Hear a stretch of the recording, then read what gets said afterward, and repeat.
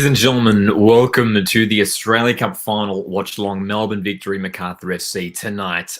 For the ultimate decide, of course, we love the Australia Cup this year. The competition has been thoroughly entertaining, and we are here for the final, which is set to get underway in a matter of minutes. We've been doing a bunch of live watch-alongs throughout this Cup tournament, and it's been a lot of fun. It's been great having you guys tuning in, and this is the big one. Melbourne victory, Macarthur FC. Would love to get your score predictions. So jump in. Who do you think is going to win? I think most people are favouring Melbourne victory. That seems to be the sentiment amongst most fans heading into this game. They've just been so impressive through this cup run. I don't think we should at all underestimate Macarthur FC. I think they're a team who have progressed quietly, but have put in some really solid performances, especially in the last couple of rounds. Those two 1-0 victories over Victorian opposition South Melbourne and Oakley Cannons in the semi-final and the quarter-final were really impressive. And if they can put in a solid defensive performance once again tonight against Melbourne victory, there is a chance that Macarthur pick up their second Australia Cup. It is pretty incredible. Macarthur FC were winners of the Australia Cup just a couple of years ago, 2022. Melbourne victory winning it in 2021 as well. They also won it back in 2015, Melbourne victory as well. So there's a chance for Melbourne victory to win their third Australia Cup tonight. Good to see Cameron here dropping in a 2-1 prediction for Melbourne victory. I'm back in that scoreline too. I think it could easily be a close one. I wouldn't be surprised if this one goes to extra time as well. Get 8 clicks in the chat as well. I think in terms of where this game is going to be won and lost, you do have to look at that midfield area. Let's actually bring up the lineups now and discuss where it's sort of going to be, where the key battles are for this matchup. As mentioned, that midfield area. We see that midfield trio here for victory. I mean, Machash playing in that advanced role. Valadon and Teague have been very, very, very good in this Australia Cup run, and they're set to be Melbourne victory's sort of starting defensive midfield partnership for the upcoming season under Patrick Isnorbo. And then when we look at Macarthur's lineup as well, as you can see here, Jake Holman comes in. That's the big piece of team news for the Bulls. Jake Holman starting tonight. Danny De Silva did start in the semi-final, but apparently he's out due to injury. Bratton and Rose starting as well in midfield. G'day to Pseudo-Intellectual in chat. 3-3, and then what, penalties? And then through the pens. We'd love a penalty shootout. We always love the drama of a penalty shootout. 3-3. That'd be an entertaining one. G'day, Compact here as well. Compact says, going to be a good stream. I hope so, Compact. Good to see you here. Interesting news. Arzani's been left out of the squad completely. Yes, it is huge news. It is huge, huge news. And obviously, look, we see this sometimes when, we haven't really heard anything in the lead up to the game in regards to play injuries. But Melbourne victory, when they released their lineup, and this is that lineup here. No Arzani, he's not on the bench either. And, I was sort of half expecting, maybe he's picked up a knock late on and he's been left out due to, he doesn't want to risk any injury or anything like that, Patrick Isnorbo. But on the broadcast, just a moment ago, literally just minutes ago, Michael Zappone was interviewing Patrick Isnorbo, and apparently it's no injury at all. It's just a tactical decision. He's been left out of the game. He's been left out of the match, which is a bizarre decision. It's a fascinating decision. It's a concerning decision, I think, if you're Daniel Arzani. I mean, this is a cup final. This is a huge game. This is one of the biggest games for Melbourne victory in recent years. Obviously, they featured in the A-League Grand Final last season, and Arzani was a key player for them last season. But it's bizarre too, because it's not like there's been some players in this victory setup that we've seen sort of, I don't want to say frozen out of the team. I mean, I guess sort of maybe put on the back foot a little bit. I mean, Bruno Fornaroli's the main one. He's been on the bench. If Compact, I just take your message away here, we can see the bench here. For Melbourne victory tonight. Rawlins, Traore, Fabian Monge, Reese, Jordan Huey's in there, and Fornaroli as well. Fornaroli is one of these guys who has been sort of relegated to the bench with the signing of Nikos Virgos, who's starting once again tonight. But yeah, really interesting to see no Arzani at all, not even on the... What do you guys... Are we reading into it too much? Yeah. Big call dropping Arzani, says to Intellectual. It's very, very concerning. Cameron says, I'm trying to find out. My mate works for the club. There we go. It certainly is a concerning one. I think if you're a Melbourne victory fan, I think you should be questioning this decision for Patrick Isnorbo, Daniel Arzani, one of the most technically gifted players in the Melbourne victory squad. If there's no injury concern, why is he not involved in the matchday squad? It's one of the most shocking calls we've seen in a big match like this. But look, it provides an opportunity for Reno Piscopo, who's been coming off the bench for Melbourne Victory, and he had a good impact in the semi-final. He provided the assist for the goal. He set up the goal for Melbourne Victory in the semi-final. Obviously, they got through against Adelaide United 1-0. And great point here, Nicholas, who mentions as well. I mean, we're talking about Arzani and the fact that he's missing for Victory, but the one that obviously we knew about heading into this game was no Valerie Germain for Macarthur SC. I mean, that's equally a big, big blow. I mean, in terms of what Germain provides for Macarthur SC, he's a focal point. He provides that experience, that leadership going forward. And he's been scoring goals in this Australia Cup run. He's grabbed some really, really important goals. He grabbed the only goals in both the semi-final and the quarter-final, and now he's out for this game.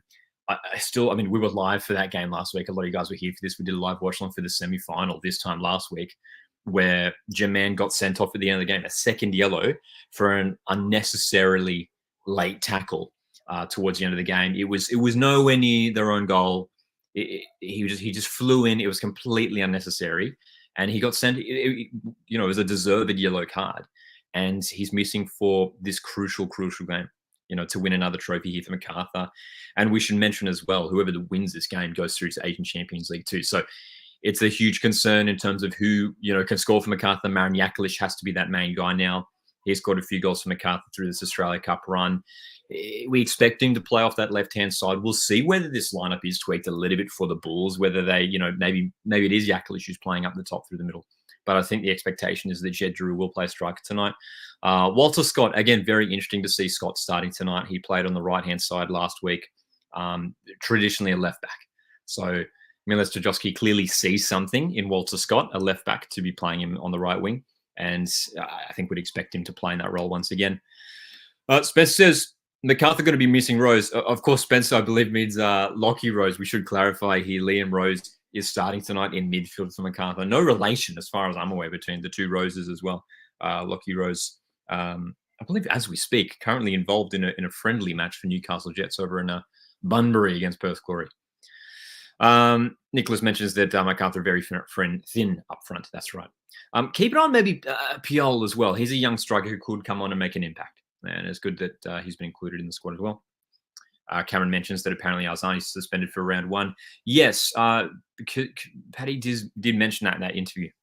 And I can't remember what he said exactly, but it was like he mentioned that he was going to be suspended for round one against Mariners, and they had to, I can't remember what he said, but like be prepared for that, get ready for that.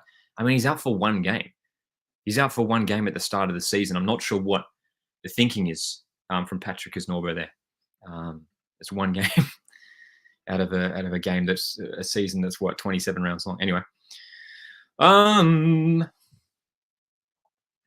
Syrian Intellectual says, finally get to see the Socceroos back in Adelaide. Exciting for South Australians. Socceroos back in Adelaide. When's that? It's coming up soon, isn't it? A couple of weeks' time. We'll definitely be doing a live watch along for that one as well. Huge games coming up for the Socceroos. China, Japan away. Huge. I'm really excited for these games, though, just to see what Tony Popovich offers. Very excited to see what he does.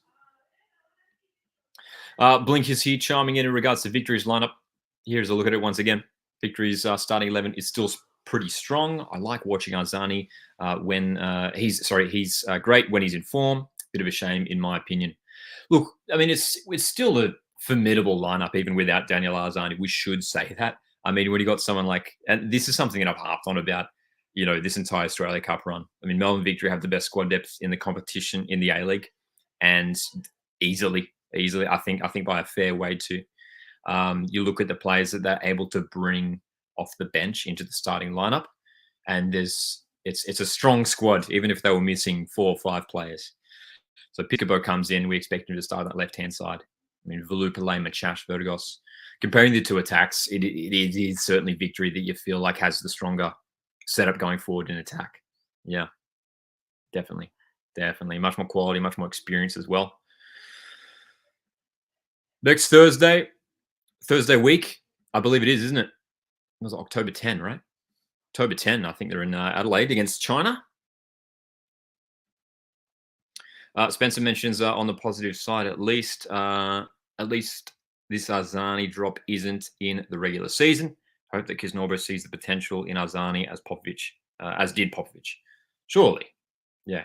I just I don't understand it. Like if this was like the round of 16 or something, or even like a quarterfinal, like I'd understand it.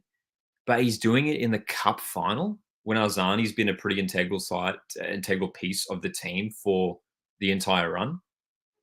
Uh, Look, I don't know anything. I know as much as you guys, but I almost wonder if there's more to this than what's being revealed, because it's a truly bizarre decision. It's a truly bizarre decision. Arzani's a pretty key player for Melbourne Victory. He's been good in this run that they've had, and to completely leave him out of the lineup when apparently there's no injury there, because Norbert didn't mention that there was an injury for Arzani. It's bizarre. It's really bizarre. Spencer says, wishing Chikati a speedy recovery. Yes, we all stand in agreement with you, of course, Spencer. Chikati, unfortunately, it was revealed the other day that he has suffered an ACL injury, which is a huge blow for both Chikati, young promising defender, and for the Socceroos. So, yeah, concerns there for the young defender, who is great to see that he was already involved for Parma in Serie A early on this season, and set to miss a fair chunk of football, would expect, hey? Compact also says, considering he came to Victory from the Bulls, I'm sure he'd be wanting to try and get one over his former team. That's right. That's right, of course. Daniel Arzani, we should mention, won the Australia Cup with Macarthur SC just 2 years ago. Nicholas, how many foreigners can you have in the A-League? Each team has 5 visa spots, isn't it? Or 6. I think it's 5 or 6. Great to see so many of you guys tuning into this live watch along. If you want to support, hit the like button. You can also consider sending through a super chat. Kickoff is not far away. We've been doing live watch alongs all the way throughout this tournament. It's been a lot of fun. We were live for both semi-finals last weekend. Big week last week. Had Mariners and Sydney FC involved in the Asian Champions League, and they're back in action this week as well. Very excited to see my Mariners in action at home this Tuesday against Buriram United. Thanks for that, Spencer. 5. Liverpool fan, welcome. Says, sucks that Arzani isn't in this starting 11, but either way, if we put him in, either Valupale or Piscopo would miss out on a starting spot. That's the headache as well for Patrick Isnorba, hey, trying to fit all these quality players into the team. And again, Bruno Fornaroli, you're leaving someone with the A-League experience and quality with Bruno Fornaroli on the bench as well, hey. Lots of depth on the wing, that's right. And they had to get rid of Ben Falami because he just wasn't going to get any game time at all, hey. Ben Falami was a deadline day signing for Adelaide United a couple of weeks ago, which I think was a good move for everyone involved. Adelaide needed another wide player. Melbourne Victory just wasn't going to be able to give him game time. Yes, of course, definitely be doing the Griddle at halftime, as we usually like to do in our streams. Of course, we are just, less than 3 weeks away from the kickoff of the A-League men's season. Very excited for it. Hope you guys are too. We'll be doing plenty of live watch-alongs throughout the season as well. Spencer, Coasty, thoughts on the Raw kits? Personally, love the away and third kit. Home was average. The Brisbane Raw kits are fascinating, man. They really are fascinating. I had to process them. I had to look at them for a little bit. Brisbane Raw had sort of hyped this up. They'd sort of built up all this hype around, 20th anniversary and all this sort of stuff. And, they kept sharing all these things, like these old school, like Raw designs and their old logo and everything. So there was definitely, they were teasing sort of this throwback sort of style of kits. And it certainly is a throwback. And after mulling on it a little bit, I absolutely love Brisbane Roar's kits this season. Love them. I would go as far to say as that they're some of the best kits we've seen in A-League history. I know it's a big call, but they are so different, especially that away kit. The away kit is unlike anything we've ever seen. It looks like a pair of curtains from your grandma's house. You know what I mean? But it's still, but they still managed to pull it off, which is the impressive thing. They still managed to pull it off. You know what I mean? They've sort of got like this weird like checkered pattern, but there's something about the color. It's like an off white with like a soft maroon. I just think it looks awesome. I think it looks really, really cool. Compact says some real neat kits this season. This might well be one of the best seasons for kits in the A-League. Western United's kits look great. I think the only team we're yet to see in the men's competition is Wellington. I don't know if Canberra have released their kits yet. Wellington are one, and I don't think there's any others. Spencer says I do give them credit for Raw managing to decently mix orange, maroon, and blue into one kit. Yeah, it's true. It can be tricky to mix all threes. They did well to pay tribute to the club's history. Yeah, it's interesting, hey, because it's got what the like orange top, blue shorts, maroon socks. It is an interesting mix, that's for sure. Boston says, "Come on, the Bulls." Good to see you. G'day to A-League editors as well.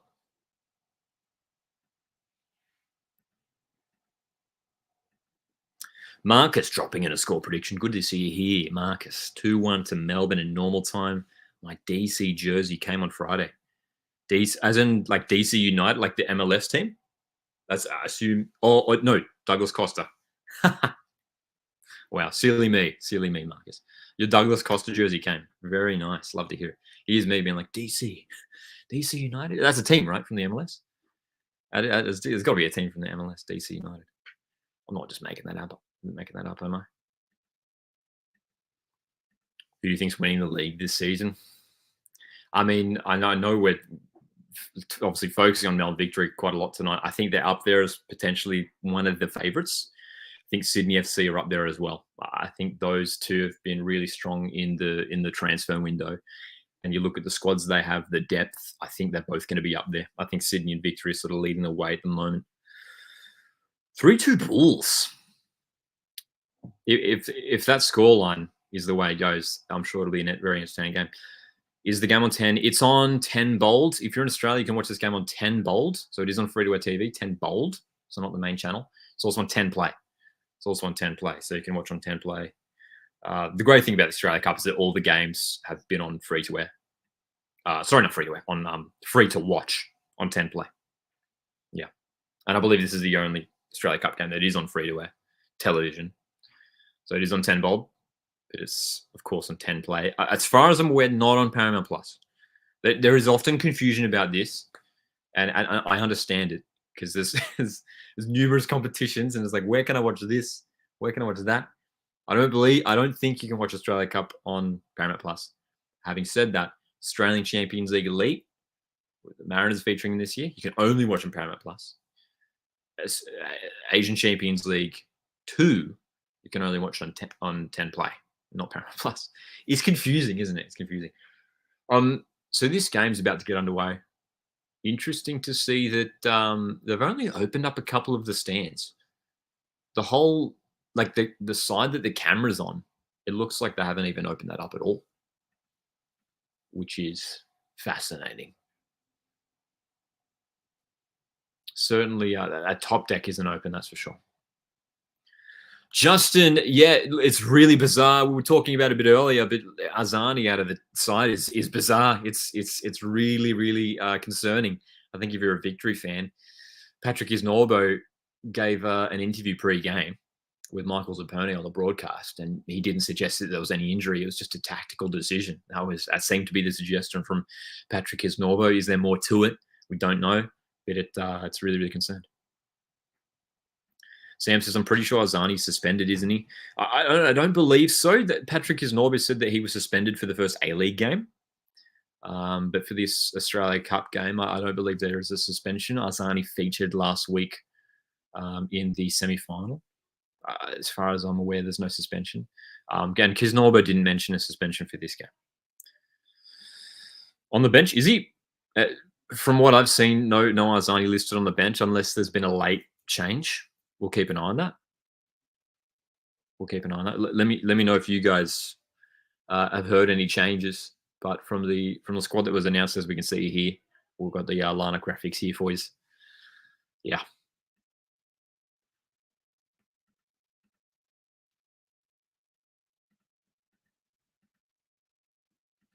Arthur asks, why is Arzani not playing? It's a great question, and we don't know the answer.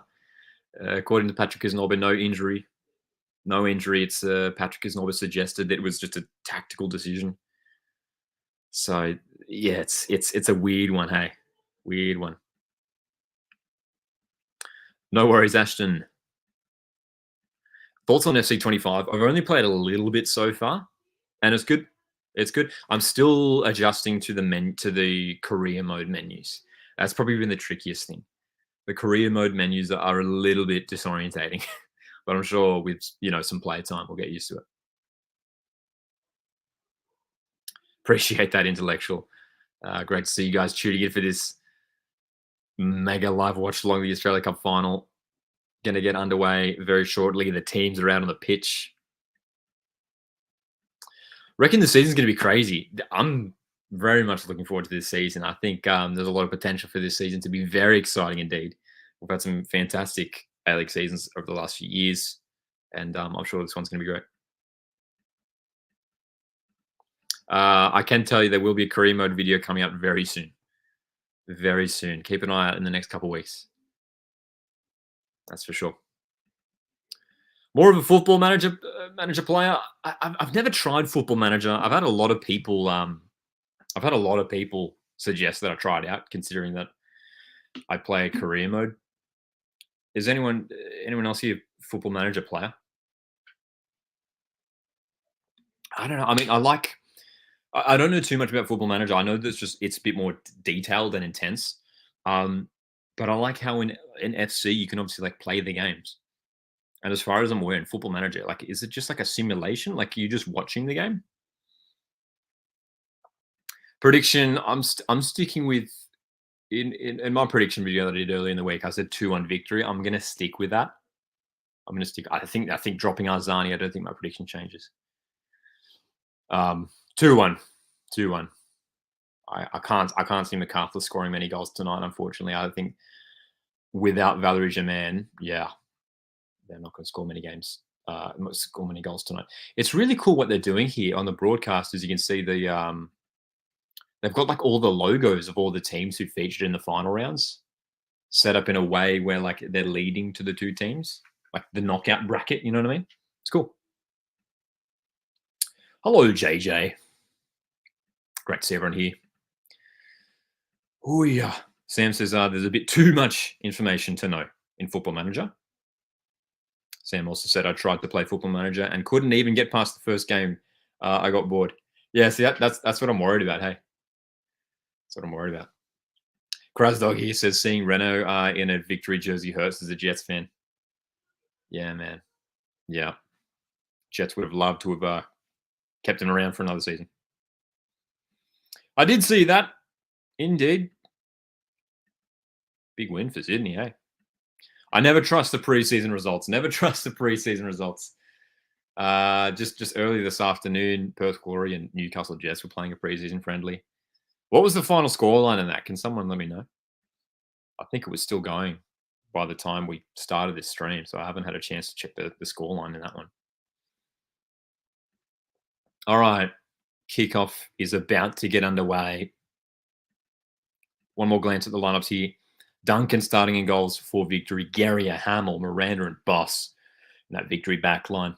Teague, Valadon, Machash, Piscopo, Volupile, Nikos, Virgos. Strong starting 11 for victory. Of course, the big team news. No Daniel Arzani involved in the match squad tonight. Macarthur SC. Still a decent team that they're put together. Philip Curto has been fantastic for them in this Australia Cup run. Back four of Adamson, Uskok, Yerman, and Vuitza, Bratton and Rose playing in defensive midfield. Jake Holman expected to play in a number 10 role in behind Jed Drew. Expect Walter Scott and Marin Yakulic to play in the wide positions as well. We should mention as well victory. I mean, the impressive stat from Melbourne Victory's point of view heading into this game is that they've only conceded one goal in this cup run. One. Only conceded once in this entire cup run. 4-0. 4-1 against Lambton Jaffers, and then 4-0 wins against both NWS Spirit and Morton City Excelsior, the 1-0 win against Adelaide United. Defensively, this victory team is difficult to break down. They were tested against Adelaide, that's for sure. Have you ever been to Amy Park Coast Watch? I haven't. And I'd love to get there one day. Love to get there one day. All right. The pre-match ceremonies are complete. The teams are preparing to get this game underway. Indeed, Paul Izzo is now playing his football over at Randers in Denmark and doing well over there too. First choice keeper over there. That's an interesting video suggestion, Nicholas. Love it. Can you do a video on the best play in each position in the A-League? Indeed, Traore on the bench tonight for victory. That's another piece of team news for tonight. Casey Boss back into the side, starting at left back ahead of Adama Traore, which has been Traore started that semi-final, but aside from that, it's been Casey Boss starting every game at left back ahead of Traore. So I don't mind. I don't mind Patrick Kisnorbo coming in and shaking this team up a little bit. You know what I mean? Bringing in some of the younger guys, dropping some of the more experienced players. Intellectuals also back in the Bulls.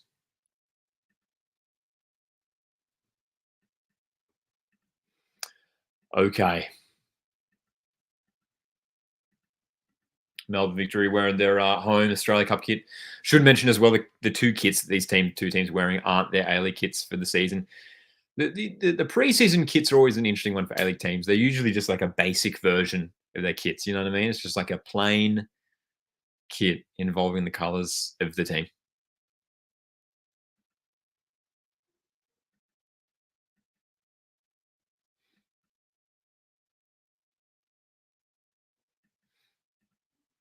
Teams in the huddles at the moment. Liverpool fan says, can't wait until January when Langerak joins. Duncan is a solid goalkeeper, but Langerak still amazing, well above A-League standard. He was great in Japan. Huge pickup. Yeah, huge pickup. Jack, and like you say that, I mean, Jack Duncan, in terms of like having a first choice goalkeeper on a short-term basis, in terms of like when he is going to be the first choice, Jack Duncan is a pretty decent option to pick up. He was the backup keeper at Wellington Phoenix last season.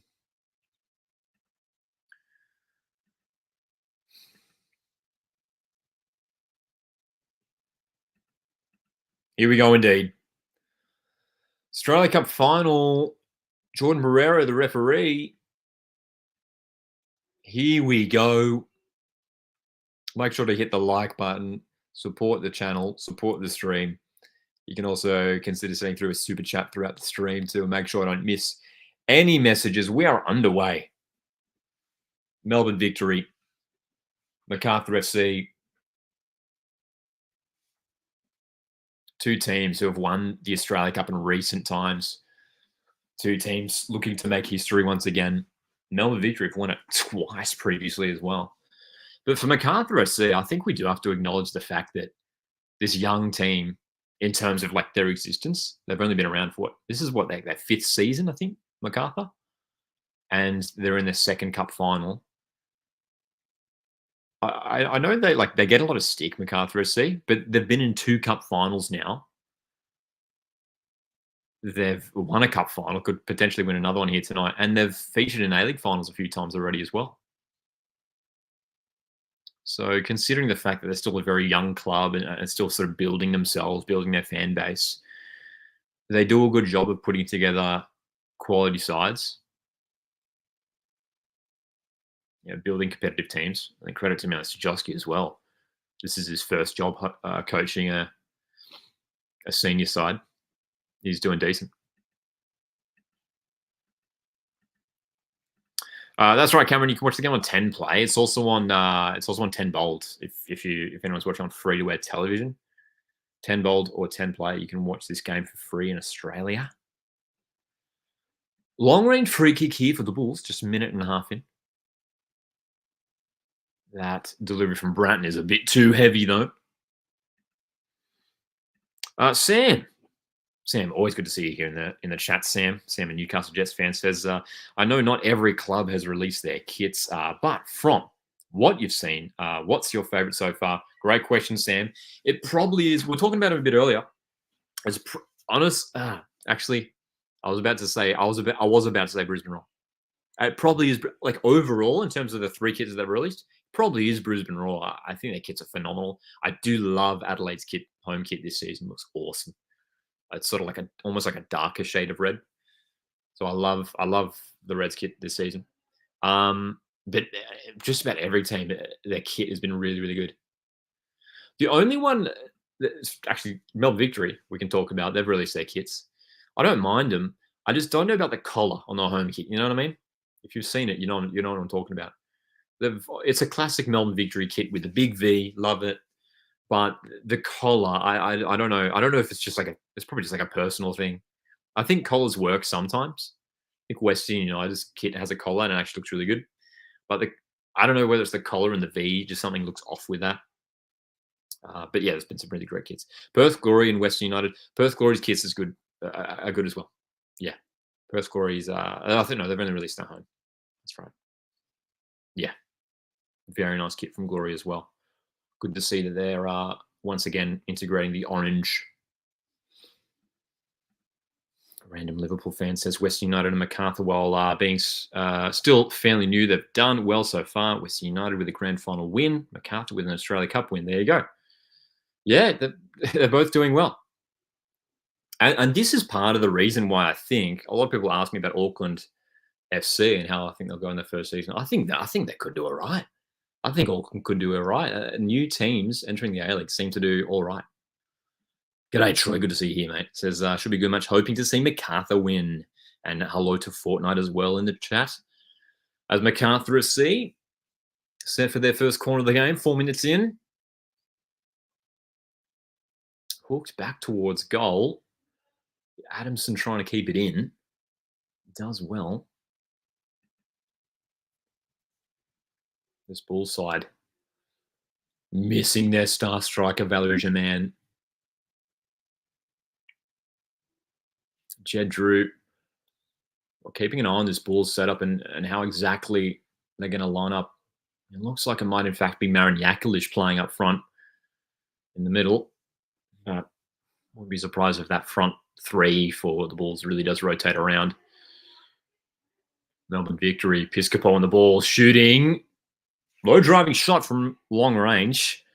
Kurto's down to save it. I mean, Victory in that set, it was really interesting, that semi-final match for Melbourne Victory. A lot of their chances in that game came from the counter-attack. There's a lot of space here for Holman. Able to switch it out for Jed Drew. Victory just a little bit slow in transitioning back to a defensive setup. And the Bulls in a position where they can create from. And, I mean, this is the thing for Macarthur as well. Blinker says that Macarthur is starting well. They're getting themselves on the ball early, which is good to see. It's positive. They are the away team. And I think their expectation is that they will be on the back foot for most of this game. But you're right there, Blinkers. They have started pretty well. Looking positive. Macarthur SC, and that semi-final for them last week, they just struggled to create opportunities. And that was with Valerie Germain. They were just lacking that quality up front. And they won the game, but I think they had like 6-7 shots barely. And they had so much of the ball too. But for whatever reason, they just were struggling to create quality opportunities. And they had to come from the penalty spot in the end. So I think, look, defensively, I think Macarthur has got it sorted out now. Kept 2 consecutive clean sheets. I think that's sorted out. But for them now, it's a matter of, playing with a bit more conviction in the final third, a bit more, quality in terms of that final ball. Sam with a good question here.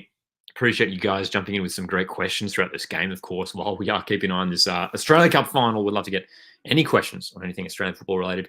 You may have done a video about it, but how do you think Tony Popovic will do as Australia head coach? Also, when do the Socceroos versus China, when is that? That is October 10, I believe. I'll double check right now for you. It is coming up very soon, which is big test of Tony Popovic.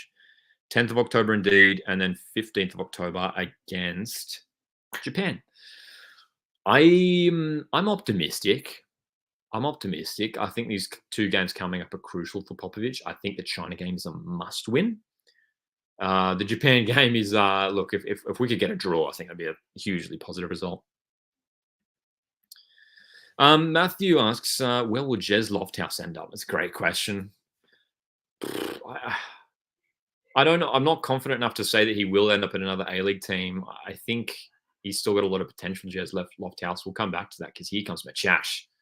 Good defensive header from Yerman. Victory on the front foot. To the feet. Teague back from Machash, who's out on the right. And Victory building nicely here. Jez Lofthouse, he could... I wouldn't be surprised if he ended up at another A-League club, but he still hasn't really proven himself. I don't think he's, hit his his full potential.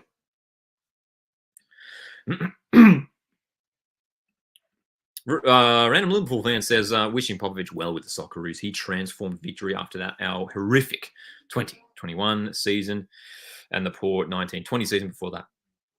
That's true. Like, that's the thing that's really, like, I think favors Tony Popovich, the fact that you look at his track record and he's done well. Obviously, first season wonders. He got them to a grand final, won the Champions League with them, 2014. Did well at Perth Glory, got them to a grand final, did well with Melbourne Victory, turned them around too. So hopefully he can do the same thing with Australia. That's Troy, as am I. That's right, Troy, as am I. Looking forward to our game Tuesday night. It's been a while since we've been in the ACL. That's right. Yeah, big occasion for the Coast on Tuesday. Big occasion indeed.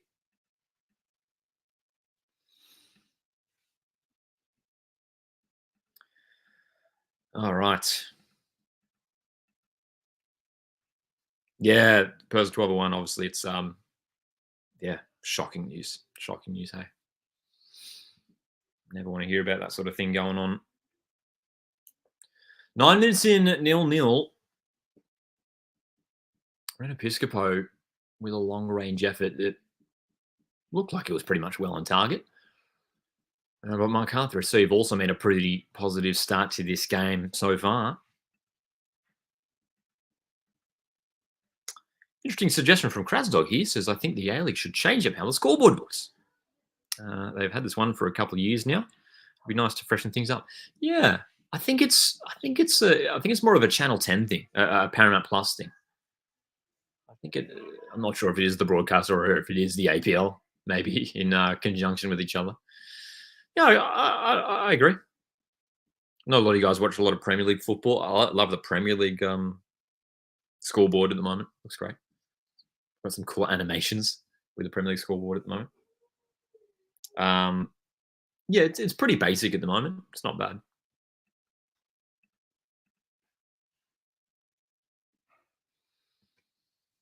Ball swung in for Melbourne Victory. Another crucial defensive header. Is Matt Newman wearing a headband again, or is it Uscock? There was a defender, I believe it was Uscock from Macarthur last week, who had his head strapped up. I think he's got it. He does indeed. Tommy Uscock, he collided with his goalkeeper, Philip Kurto, in the semi-final. And you'd assume that head strapping is because of that. A week later, still with the head strapped up. Another corner for Victory.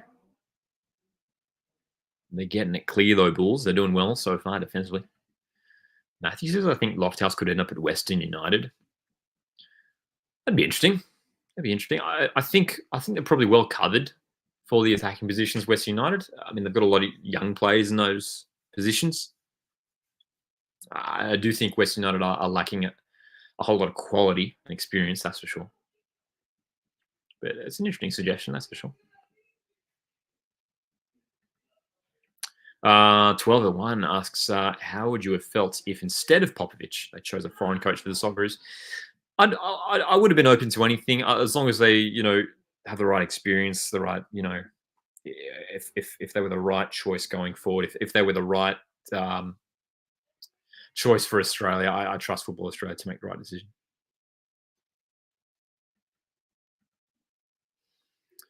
Definitely keen for some more FC25 career mode stuff. That's for sure. Yeah, yeah. We were talking about it a bit earlier, and if, still getting used to the updated menus and everything.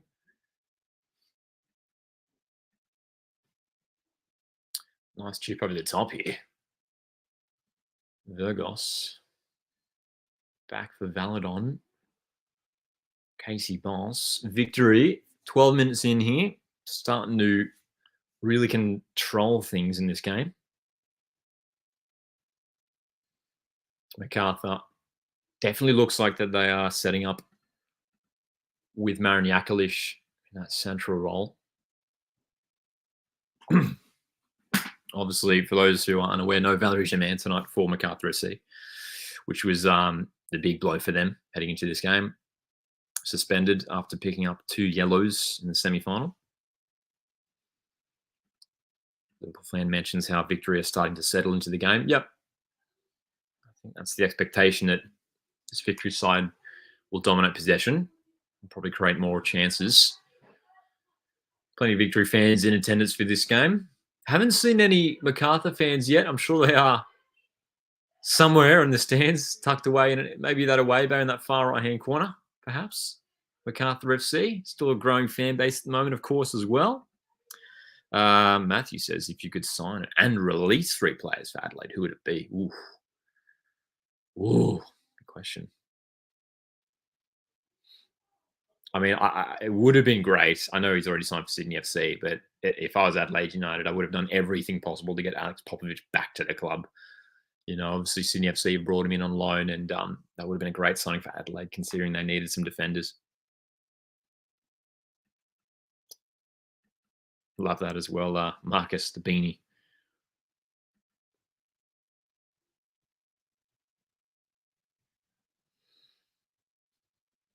You can see Casey Boss getting really high up that left-hand side for Victory, hey? Joining the attack. I remember how that impact that he had in the elimination final last year against City. He was fantastic off the bench.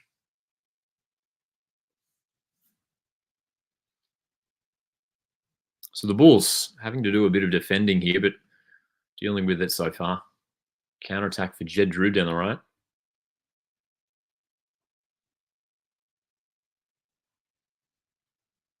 The Bulls able to set up now and see if they can build an attack going forward as well. Wonder what Western United Stadium looks like now. As far as I'm aware, there's just the main the ground that they will be playing out of, which is still technically the training ground.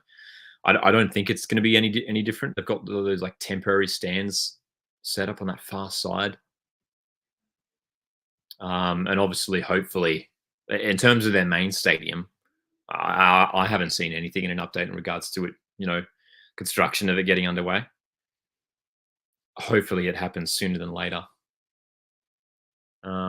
Yeah, haven't seen anything about that. Maybe we should make a video about that or something. We got to keep pushing Western United to get this up and running. Obviously, the expectation is they would have had this all done. I can't even remember when they said they were going to get it all done, but it was meant to be. It was possibly meant to all be done by now. Hey, the stadium and everything. But Western United will be playing out of their training ground for the upcoming season once again. Which, look, if they can get a few thousand fans into that stadium, it'll be decent little atmosphere, that's for sure. 2026, says Marcus. It's not too far away. Not too far away. Ooh, Matthew says let's sell Yell and Allegich to greater clubs and get a more experienced head. It's a big call. 2 talented youngsters. Is Canberra men's team playing in the A-League this year? Not this year. Hopefully next season. Nothing confirmed yet. But I remember it was last year. There was an article that came out suggesting that Canberra was going to be the next men's team. There was, the expectation at that point that they would have been entering this season alongside Auckland. Never got off the ground. Never was officially announced. So hopefully we do see Canberra enter next year. That'd be awesome.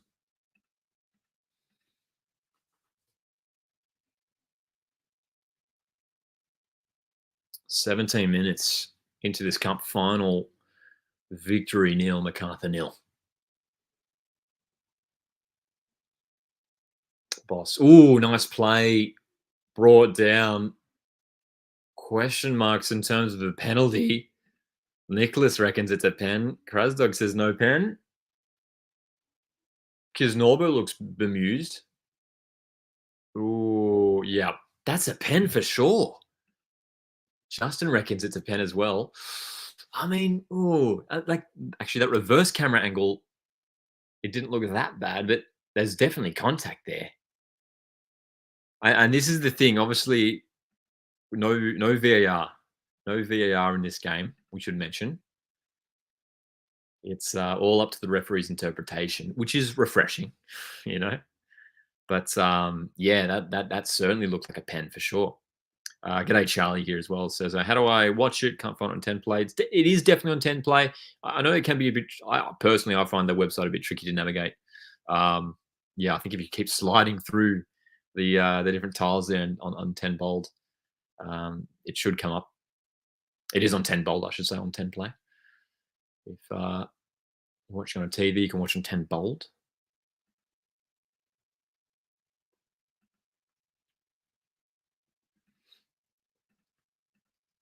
Canberra, who's your Canberra sign as coach? I actually we're talking about this last week a little bit. I think Graham Arnold could be really interesting as a Canberra head coach. You know, give him a bit of a break for the next year or so, bit of a rest after coaching the Socceroos for so long, and then bring him into Canberra. I think that'd be fun. Troy mentions Bessat Barisha. Is Bessat Barisha still doing his coaching badges? Be good to see him manage the team here. Yeah, I think it'd be great to see him back in the A-League.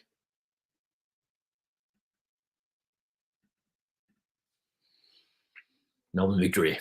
Looking to spring down the left. 19 minutes in. 0-0 still. Not too many opportunities for either side. Boss's long switch. Misses everyone.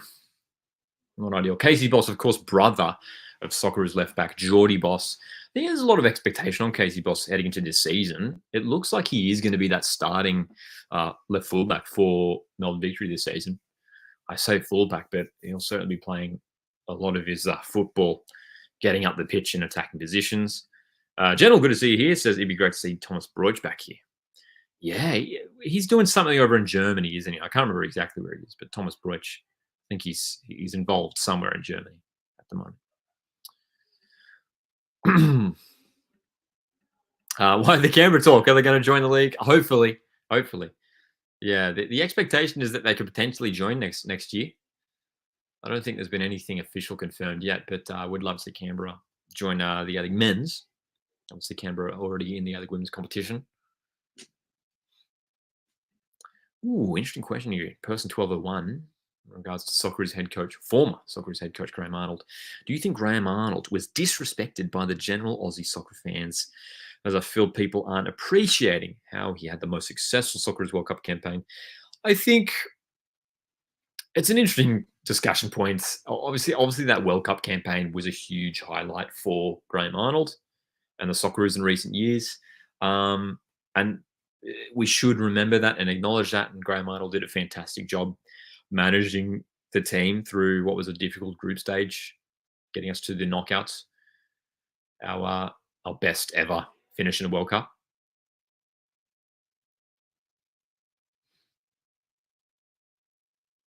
So, in terms of was he just disrespected? I mean, maybe, but a lot of his results through qualifying campaigns, weren't great. And obviously, this round of qualifiers has started very, very poorly for the Socceroos. Victory behind, great save. That's a huge save. Philip Coder, he's been so good. He's been just so impressive throughout this cup run. And the ball through from the Chash was great. Piscopo, what a chance. Should score, says Nicholas. Absolutely. In behind. Second shot of the game. 2 for Piscopo already. Hey, 2 shots for victory, both from Reno Piscopo.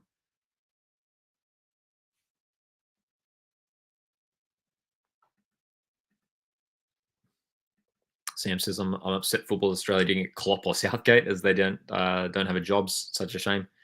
That would have been fun, wouldn't it? That would have been fun. Troy says another great Kurto save, so underrated. He's I think especially with Izzo gone, Vukovic retired. We know Paulson's in the league once again at Auckland. There is a conversation that has to be had in terms of Philip Kurto being considered one of the top goalkeepers in the A League. I think he has been for a number of years now, and I think the fact that he's at a club like Macarthur, he's maybe not highlighted as much, but this guy makes some incredible saves. He's fantastic, and he's been in the A League for ages now too. He was first arrived at Wellington Phoenix many years ago. Went over to Western United, and now at Macarthur SC for this is what his third or fourth year at Macarthur now. Excuse me. 12-1 mentions that these patterns of play for victory are really good. That's one of the things that's been so impressive from Melbourne Victory, how cohesive they've looked going forward. The way they're attacking players link up. Zinedine Machash has been really key to that.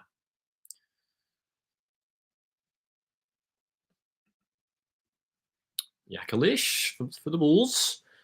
Looking to get forward. Macarthur SC haven't created too much in the opening 23 minutes. Oh, that's a good run. Oh, great run. Holman. Oh, my goodness. That easily could have dipped over Jack Duncan and into the goal. Nice from Holman, says Justin. Jake Holman, an important addition to the team. That was a great run. The way he evaded Guerrier, got around Brendan Hamill. He essentially beat two defenders there. I mean, Brendan Hamill, credit to him, did well to get back and make that block. But Jake Holman, that's what he provides, man. And I think this position suits him the best, playing in sort of this more advanced role. He can play a bit deeper, but fantastic here from Holman. Yakalish's corner, short for Holman.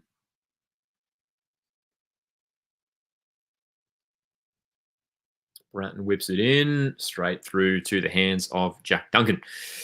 What are your predictions for Mariners this year? I think, look, for Mariners, I'm after the treble last season, I'm like feeling a bit relaxed heading into this season. Not that we're going to come back to that because Velupale's shot is saved. Decent effort from Nishan Velupale. Another good diving save from Kurto. Game's opening up indeed. Opening up indeed. What are your predictions for the Mariners this year? As I was saying, that after winning the treble, I'm not as desperate for us to. Obviously, actually, I'm wording that wrong. Obviously, I want us to do well, but if Mariners finish mid-table, is Virgos fires over the bar? Good chance for Nikos Virgos there. Yeah, I'd expect Mariners maybe to finish anywhere between third and sixth this year. I think we've lost some key players, and we do have to acknowledge that. Josh Nisbet, Max Ballard, Jacob Farrell, Danny Vukovic has retired. There's so many to name. And the recruitment, I think, has been good, and I'm excited about the new faces at Mariners this year. But I think some of these other teams will catch up maybe a little bit this year. I'd be surprised if Mariners dominated once again this year. You look at Sydney FC and Melbourne Victory, the two big clubs in Australia, and I think they've recruited really well and will be strong once again this year.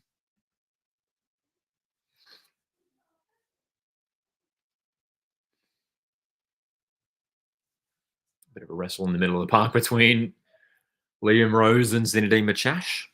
How did he miss that, says Justin. It was a great opportunity. The Nikos Virgos chance, hey? Great opportunity. And just got the contact wrong, eh? Thanks so much for tuning in for this one tonight, guys. Appreciate it. Hit the like button if you want to support. All right.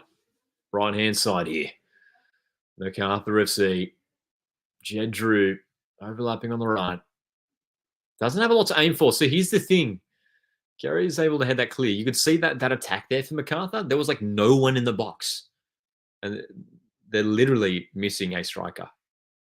No Valerie man, and like Walter Scott was sort of arriving late.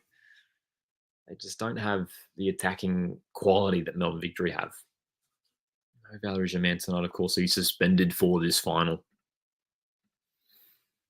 That's right, General. Yeah, James Overy, former Glory player, signed for Man United Academy. Yeah, yeah, that's right. I believe he went over there a while ago. I think it was last year, from memory.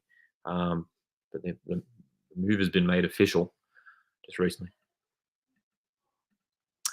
Troy, in regards to the Mariners, says, I'm the same. It's going to be near impossible to match last season, but still very positive. We'll make finals. I just hope we can compete in the ACL. It's much tougher. Yeah, I'm sort of with you there, Troy. I'm very excited. I'm basically equally excited about the Asian Champions League elite this season for the Mariners as I am about the A-League. The Lupale shot blocked. I'm hoping we can really compete with some of these top-class teams. I mean, Mariners... Look, obviously disappointing to lose match day 1 away in China. At home against Buriram, good team from Thailand, man. Top team from Thailand. Got some former A-League players there as well. Curtis Good over there at the moment. Kenny Dougal playing at Buriram United as well. Former Socceroo.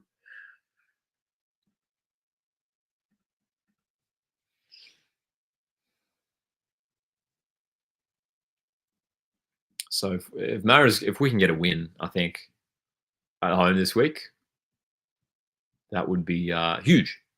And I am liking. I know it's just early days still, but I am liking the new Champions League format of the league system. It's fun. I don't know. I don't know what it is. It's a bit more interesting. Piscopo, another effort blocked. Well, Renan Piscopo, that's his third shot already, at least tonight. And playing off that left-hand side for victory. This is a guy who is capable of scoring a fantastic goal. Here's Jed Drew in behind. Brendan Hamill doing well to cover. Jed Drew, that was a nice ball over the top to get him in behind. Defense were there to catch up pretty quickly, though. Sam says, as a Jets fan, all I want this season is one result against the Mariners. Just one result. Even if we win the wooden spoon, I just want one result against the Mariners. Yeah, look, and the good thing about, well, any derby in the A-League, but especially the F3 derby, I reckon, is like regardless of where the teams are, like obviously last season, it was a real stark contrast. Jets really struggled and Mariners were flying last season. Regardless of where the two teams are on the ladder, the derby is always unpredictable. And I remember the derby towards the end of last season up in Newcastle. It was like 0-0 for a long time, wasn't it?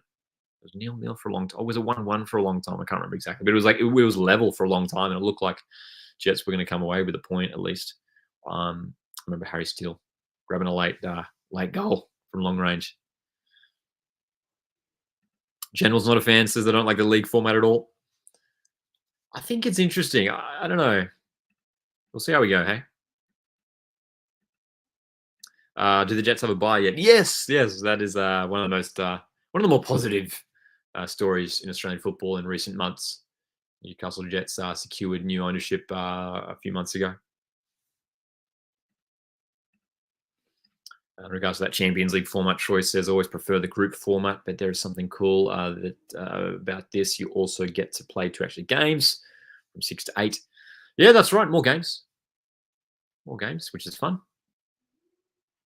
Feels like a bigger competition. Obviously, with there being more games. General, who's a Melbourne Victory fan, says, all I want for my victory this season is to win the Melbourne derbies since we have Kisnorbo, and I don't agree with it at all. And I can't stand the banter if we lose. Yeah, man, Melbourne derby, one of the most fiercely contested derbies in Australian sport. Marin Yakalish. Good run down the left. Speaking of the Melbourne derby, of course, Marin Yakalish featured in Melbourne derbies last season. Had some good duels with this guy, Jason Geria. Marin Yakalish was on the books at Melbourne City last year, now playing for Macarthur. Bratton with a bit of space, short for Scott. Scott Holman. This is a good build-up from Macarthur. Yakalish. And again, the delivery, but no one's there. I mean, that's another situation where Valerie Germain would be there to finish off the chance. But that time, Jed Drew again, not a natural number 9, more of a wide player. Jed Drew there, not really in the right position, and that's the thing. You're missing value as a man. You're missing that quality player who knows where he needs to be in the penalty area to finish off the chances.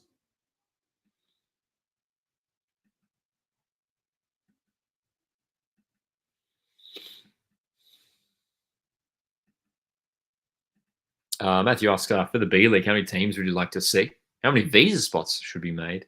And who could join as players, coaches? Big question, Matthew. I would love to see. I think it'd be. I think in terms of those numbers, I think just match the A League. I think just balance it out and make it the same number of visa players, same number of teams. I wouldn't really see much else, much other reason to change it.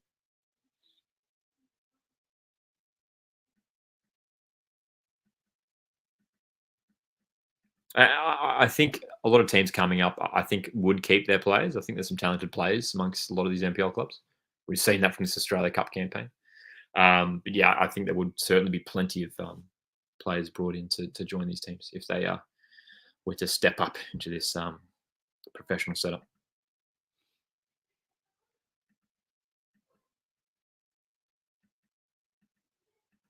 So 34 minutes played in the Australia Cup final. It is still 0-0. Interesting game. It has opened up at times, hasn't it? The way that Macarthur have been able to break forward on the counter-attack at moments. Melbourne Victory have looked good going forward as well. Have had some good passages of play. Philip Curto has had to save them on a number of occasions. That chance for Ren Episcopo earlier on in the game, probably the best chance of the game. Macarthur SC, well, they've looked all right, but again, just lacking that striker up top. It was the thing that hurt Adelaide last week, actually. That was a big talking point out of the Melbourne Victory Adelaide semi-final last week, the fact that Reds were missing a natural striker. It's the exact same situation here for Macarthur. I don't have a recognised number 9. Even right now, looking at the way that Macarthur are setting up, sort of defending in it's almost like a 4-3-3, 4-4, 4-4-2 even set up. I mean, Walter Scott's over on the right-hand side for Macarthur SC. It's almost like both Jed Drew and Jake Holman are sort of backing off a little bit. Not really keen to go forward too much. Of course, that could just be based off the instruction from head coach Milos Tajowski. So, Melbourne Victory with a decent spell of possession here, but doing a lot of knocking around at the back. Not really doing much to progress the ball forward. Long ball for Boss, but he's immediately under pressure. Geordie Boss here finding a lot of space out wide on the left-hand side.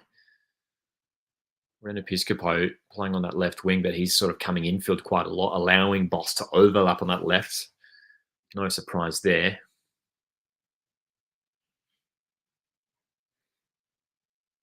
Teague wins at Hyde Park.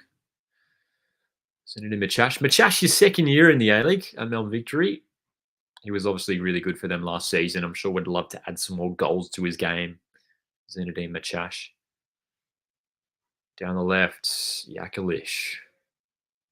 Here they come, the Bulls. With 10 minutes to go in this half. The cross is better, and that's a great opportunity. It's just flicked over for a corner. But the way the Bulls got forward there, and the cross from Yakalish was delightful. Miranda's defensive header was important because, well, we're talking about that positioning of Jed Drew a moment ago. That was much better. Jed Drew was in the right spot there, but if Miranda hadn't got his head to that, Jed Drew would have probably buried that one. Krasdog says, I just have a feeling the Jets are going to struggle this season. I mean, it's the common theme, to be fair, Krasdog. Unfortunately, Jets have struggled. They haven't been in finals since 2018. But can they return to the finals for the first time in, 7 years, hey?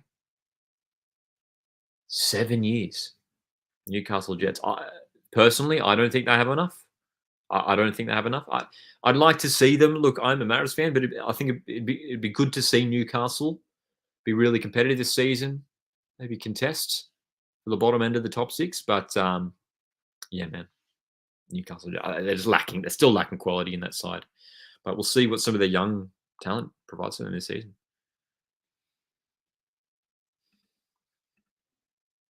So I think Milos Jajowski will be pretty happy with how his team has gone so far. That was a great chance a moment ago from Jakalic. They're creating opportunities. They are there, but they're just not testing Jack Duncan just yet. G'day, Mickey. Who you rooting for? I mean, I'd love to see Macarthur win. I think they are the underdogs in this game, that's for sure. Victory is certainly the favourites, being the home team, and just the stronger team overall.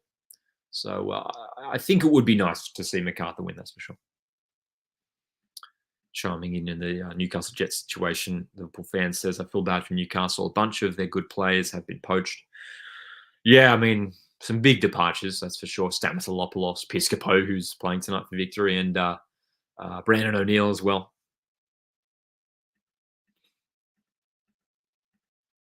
Foul given away by Uskok, and Brandon Piscopo, who's been lively in this first half, wins the foul. According to the broadcast, 6 shots for Victory, just 2 for the Jets. And it's another free kick chance here for Melbourne Victory. Piscopo to deliver. Too close to Curto.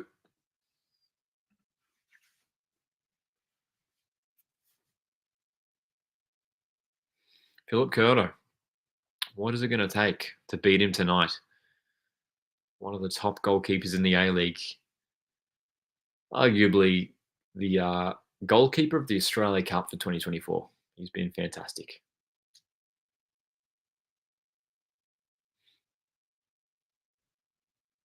Actually, that's what I was thinking of doing as well. I was thinking during the week, who would be included in a Australia Cup? Oh, great save. Philip Curto again. What a save. Oh, Troy says this guy can't be beaten. Liverpool fan says Curto's been good so far. What a save. Down to his right. So quick. That's fantastic. And, dude, that almost flew into the goal too. That almost flew into the goal. Patrick Isnorba can't believe how close that was.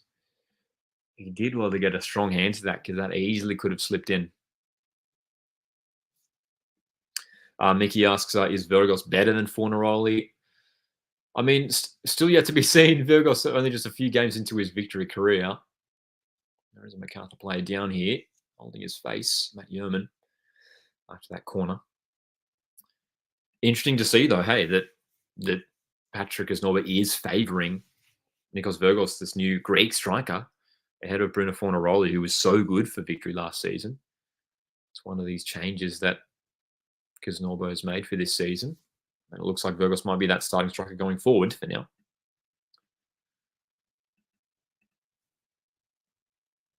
So there was a bit of a clash, bit of a coming together between Miranda and Yerman in that corner just a moment ago.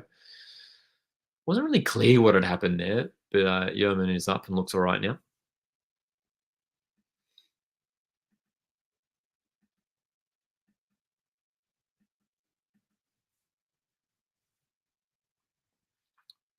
"40 minutes played. 0-0, no goals in the first half as of yet. We will be playing Griddle at halftime, of course, testing the A-League knowledge on a Griddle game, which is always a fun little halftime entertainment here during our live streams.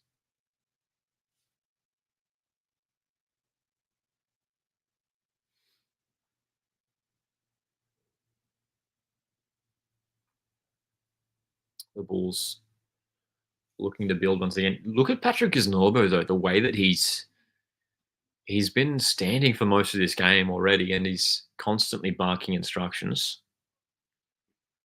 Ethan's back in Melbourne 2-1. Yeah, that's my prediction as well. I'm sticking with that still. 2-1. Holman does well to break forward, feeding it into the path of Scott, who earns his side a corner. Walter Scott starting on that right-hand side for Macarthur tonight. Once again, one of the more interesting tactical decisions from Mile Sajovski. Walter Scott more traditionally a left fullback. Don't know if he has played that much football in his career on the right wing, but he's playing there once again. He was there in that position during the semi-final as well. Random Liverpool fan mentions that Fornaroli is definitely better, but Virgos has been promising so far. Glad to have more depth in the striker position. Even Reece has looked good so far. That's right. I mean, Victory, they only had Fornaroli last season. That corner from Macarthur was headed away, straight back to Scott. Falls to Bratton. Swinging it in. Keely Adamson trying to get to it. Goes out for a throw. So, set piece is not really working out for either team just yet. Yes, they are related. They're brothers, I believe. Casey Boss, Geordie Boss, both brothers. Yes. And both left backs as well. They play the same position. So who knows? Maybe going forward for the Socceroos, it'll be a left back duo for the two left backs selected. Imagine that if we had the two brothers, Casey and Geordie Boss. That'd be fun.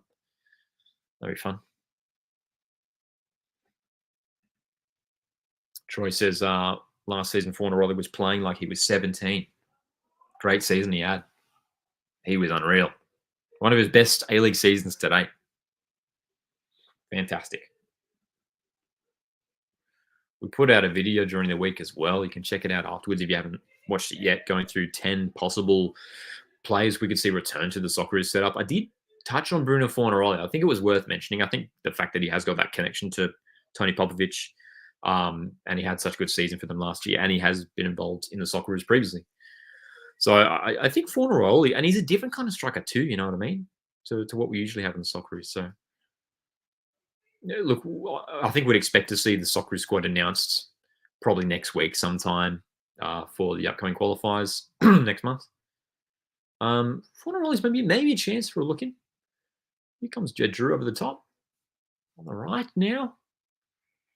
Drew waiting for backup. Oh, does well. Does really well, but that back pass just missed everyone. Ethan, thanks for checking out the video, Ethan. Appreciate that. I think Stammer is better, though. Yeah, I mean, another good option as well. And great to see Stammer-Zolopoulos return to action as well for Motherwell. He was out at the start of the season with injury for a little bit. Vujitsa down the left for Macarthur. That looks like it should be a goal kick. It is. Stammer-Zolopoulos, another choice as well for that strike position for the Socceroos for sure. Justin says, I think Geordie can play on the right. He did for a few games for Westlow. Is that right? I didn't see that. That would be interesting. I mean, he scored. I remember he scored some cracking goals on his right foot. I remember his goal he scored away to Perth a couple of years ago, where he cut in on his right foot and curled it into the far corner. So, look, if he's confident on his right foot, you may as well throw him in there as well. G'day, best YouTuber. Says, hey, Coast Watch, how are you, mate? I'm doing well. Thanks for jumping in.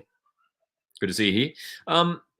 1 minute left. 1 minute added on until half time. Got some great discussion in this live stream already so far. Appreciate every single one of you being here. If you haven't hit the like button, please consider doing so. You can also consider sending through a super chats. Macarthur with one last attack. Yakalish. Nice play. Vujitsa in space on the left. Crossing. Tricky one too. I mean, Vujitsa was cooking on that delivery.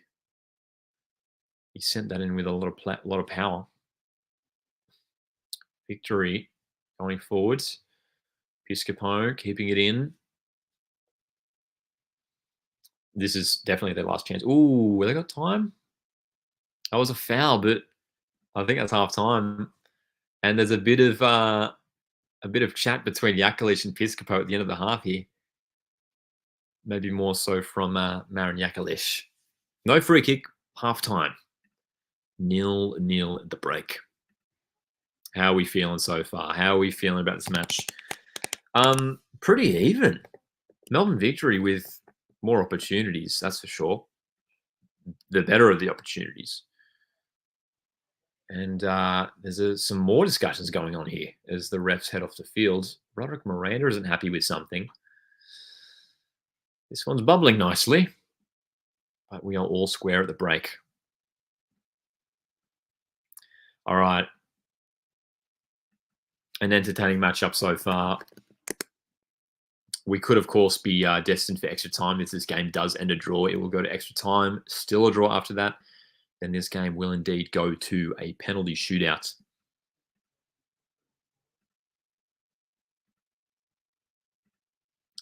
Time for Griddle. So you can play this at griddlegame.com. It's made by Ultimate A-League. And let's see. Perth Glory, Macarthur SC, Adelaide United.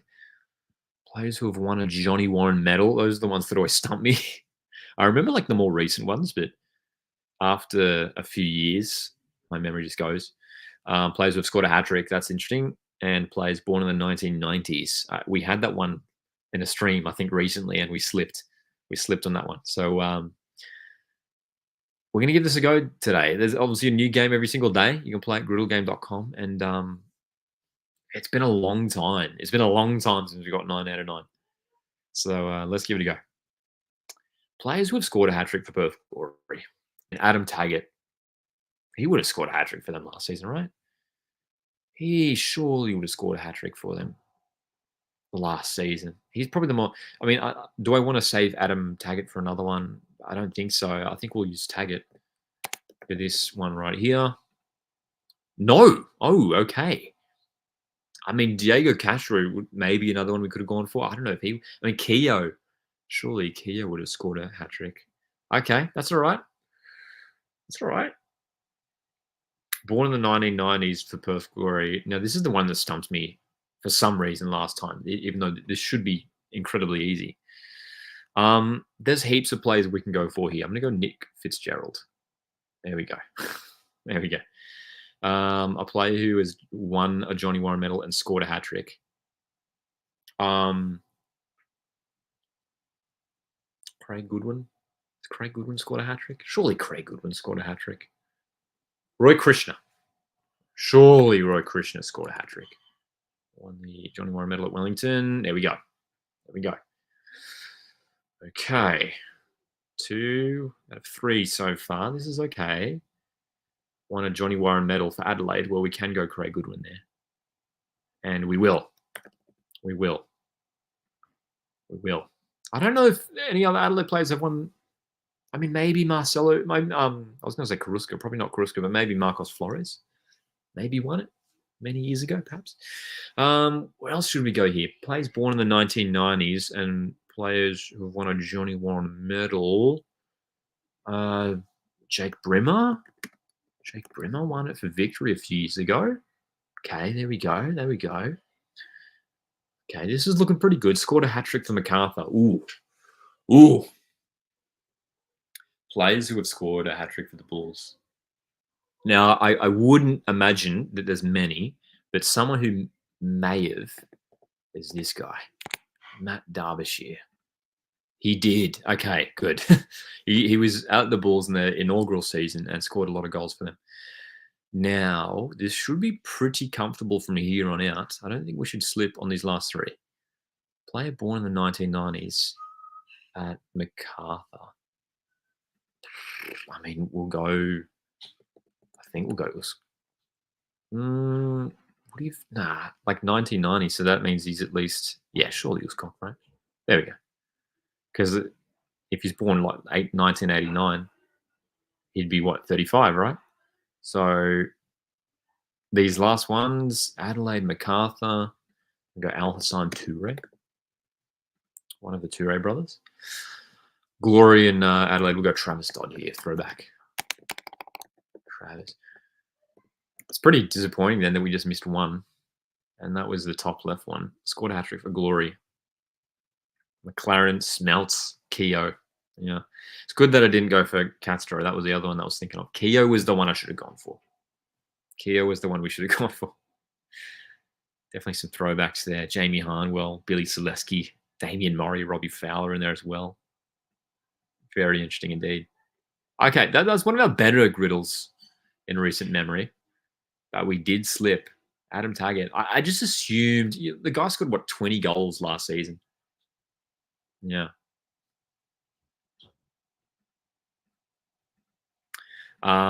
Bernardo for Adelaide and Macarthur. Yeah, he would have been one for sure. Yeah.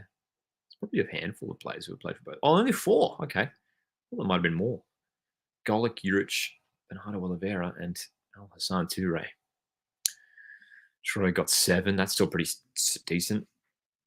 Elsie first for Adelaide and Perth. Yeah.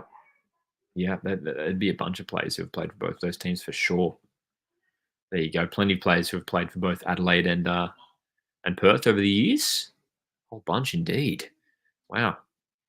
A lot of those players from many years ago now, not as many recently.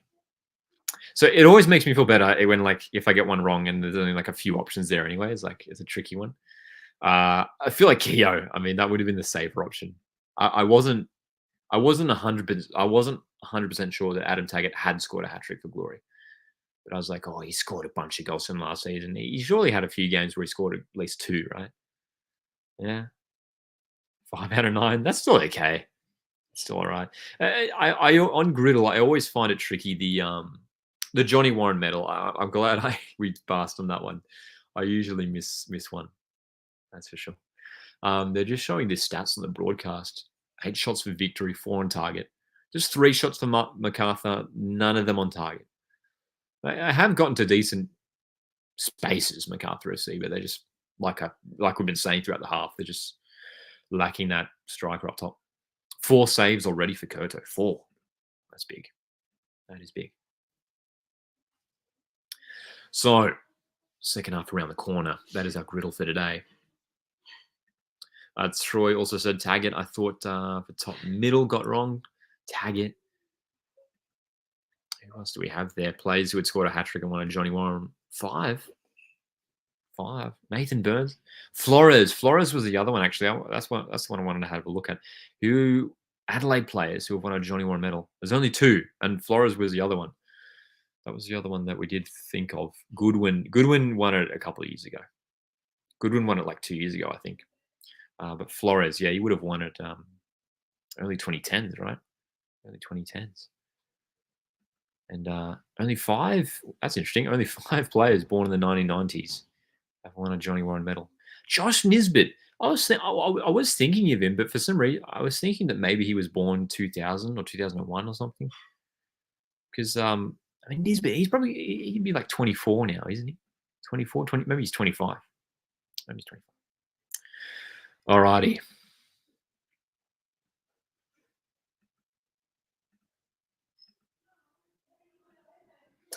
How will the Coast Women go this year? Central Coast Mariners women's team. Oh, look, if we can match what we did last season, I think that would be another positive result. Obviously, that was huge for the Mariners last year in the Adelaide Women's to get to the semi-finals. Unfortunately, was knocked out by the eventual winners, the champions, Sydney FC. Curious to see if we do bring in more personnel. I think the Mariners women's team still needs to make a few more signings, but still have a decent team heading into this season. Some good young talent, that's for sure. Troy says, miss Nisbet, but glad he's getting some game time in Scotland. Yeah, for sure. It's great to see, isn't it? It's great to see. He's deserved it. It's been like a long time coming too. I think for a while we knew it was going to happen eventually, right? We knew it was just inevitable that he was going to, head off.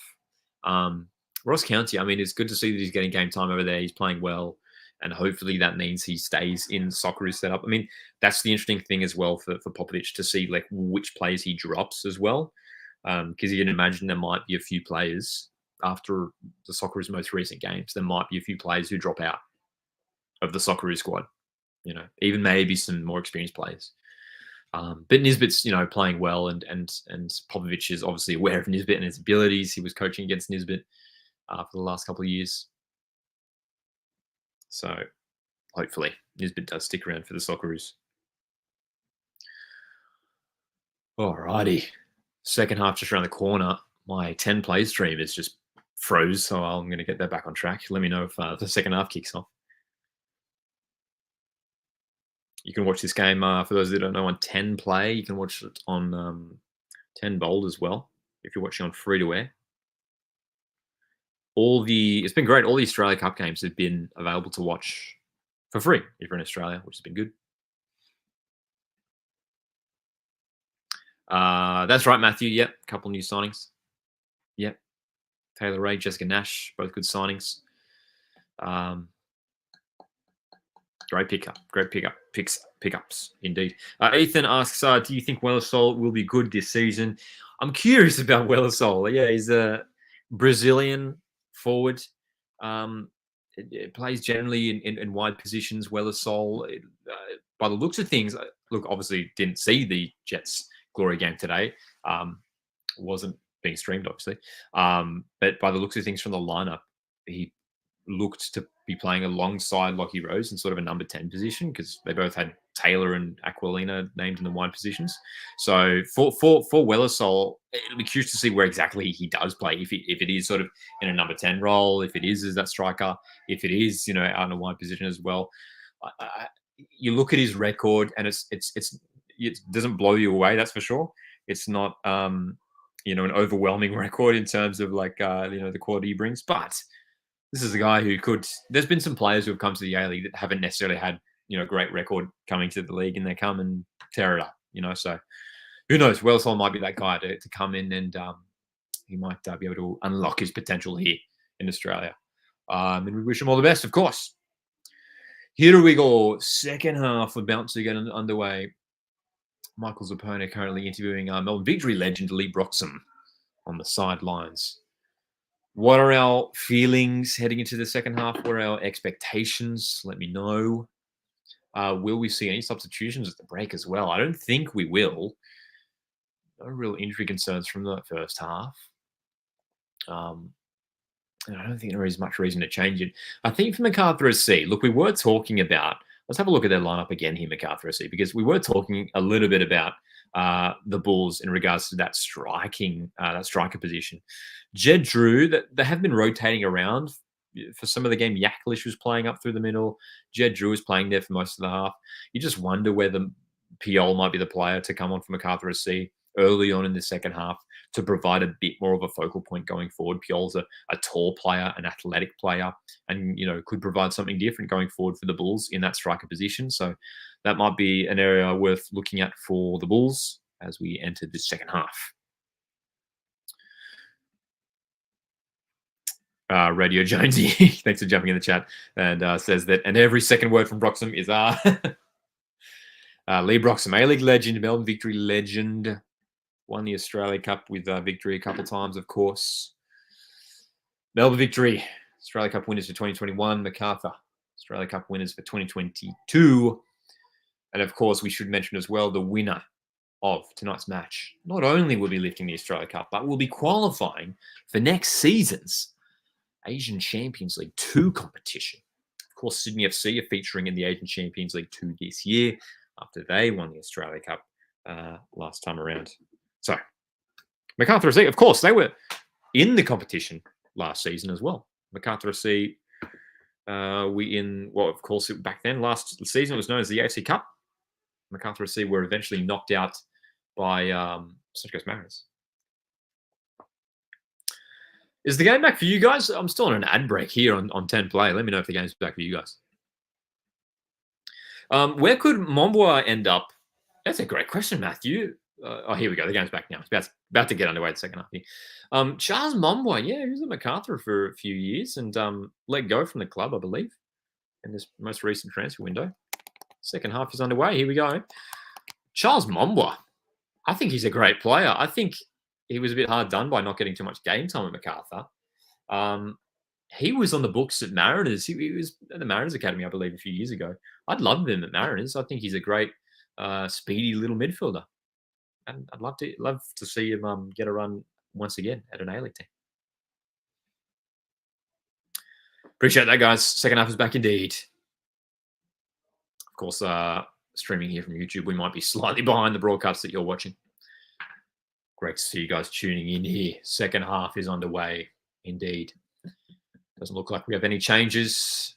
Jed Drew, again, playing in that central role. Walter Scott, the left back turned right winger. Macarthur SC, defending in this Somewhat of a 4-4-2 setup. Walter Scott.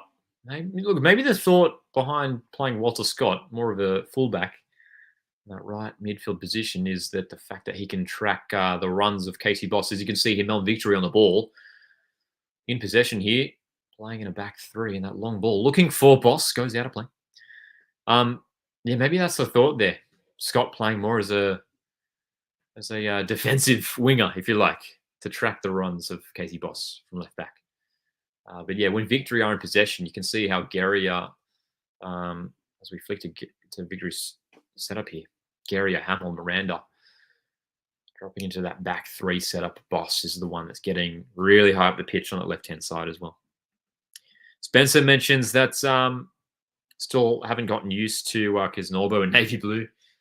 Certainly bizarre. Certainly bizarre. It'll be very weird, especially in the Melbourne derby coming up this season. First Melbourne derby of the season is in round 2. It's just a month away. Good Nisbet replacement, Monbois, asked Matthew. It's probably a big call. I mean, sort of a similar kind of player, especially like physically. Both shorter players. That would be interesting. I would go as far to say that he would be a Nisbet replacement. Obviously, very hard to replace Josh Nisbet, but that'd be interesting.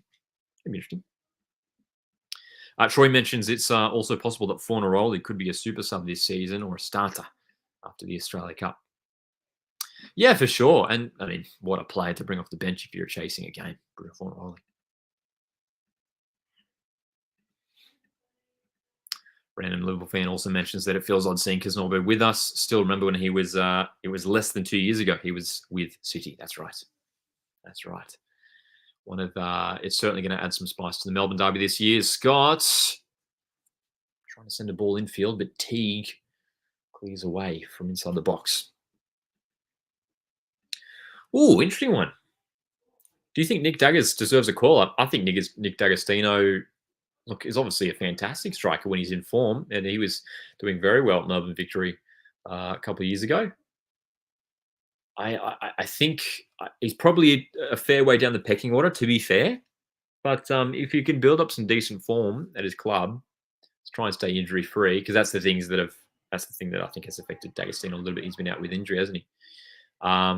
If he can build up some good club form, there's absolutely a chance he could get a look in.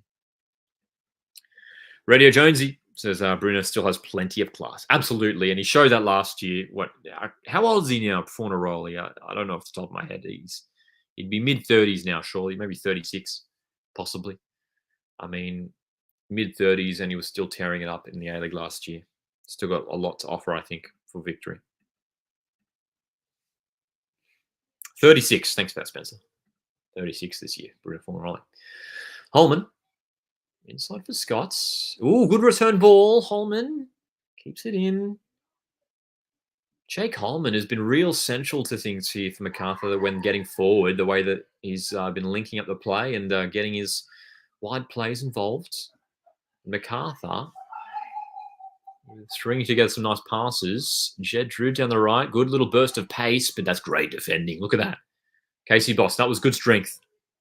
Great strength indeed. Piscopo has fouled.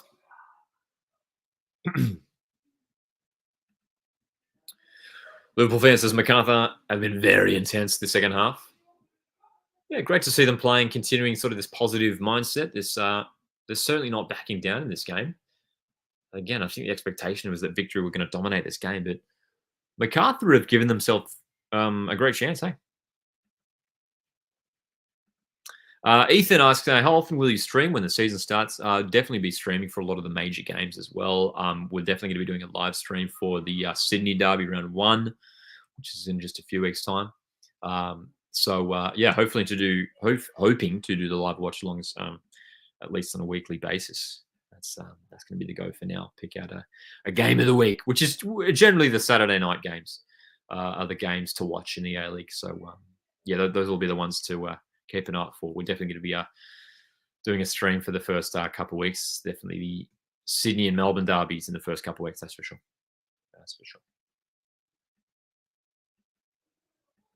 All right. A slow build up again here from Melbourne Victory. Shifting to that back three in possession. Geordie Boss getting up that left-hand side. Long ball here.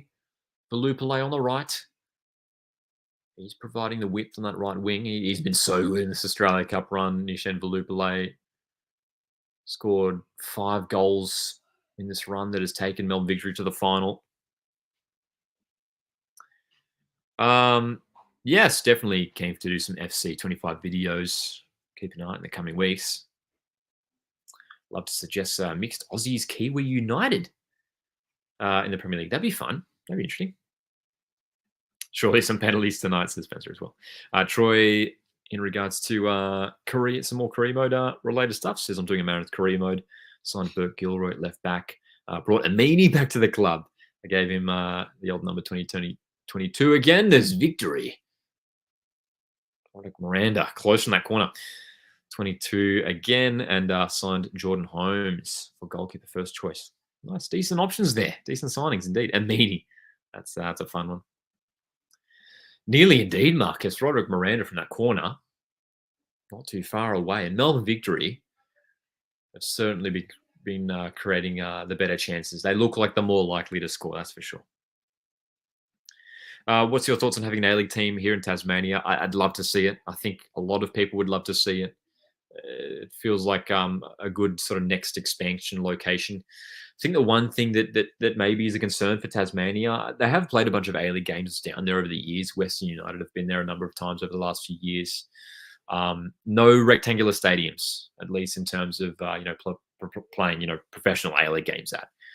The games that they have played down there, Western United have been at ovals, and the priority, of course, for football is to be played at rectangular stadiums, and that's the thing that I think maybe sends Tasmania down the pecking order a little bit. The fact that they don't have that rectangular stadium, so yeah, I think if I was a Tasmanian, I'd be crying out for a rectangular stadium to be built. Doesn't have to be big, as long as it can hold a few thousand.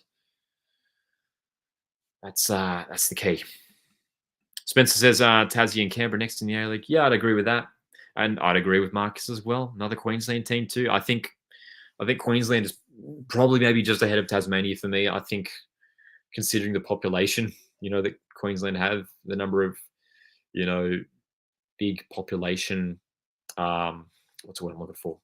Not cities, but you know what I mean? Like population areas. You got Brisbane, you've got Gold Coast, you've got, Sunshine Coast, you've got Townsville, Cairns, you've got, wherever else. I'm not sure some of the Queenslanders in the chat can let us know as well in regards to, what would be a go-to expansion location in Queensland. But yeah.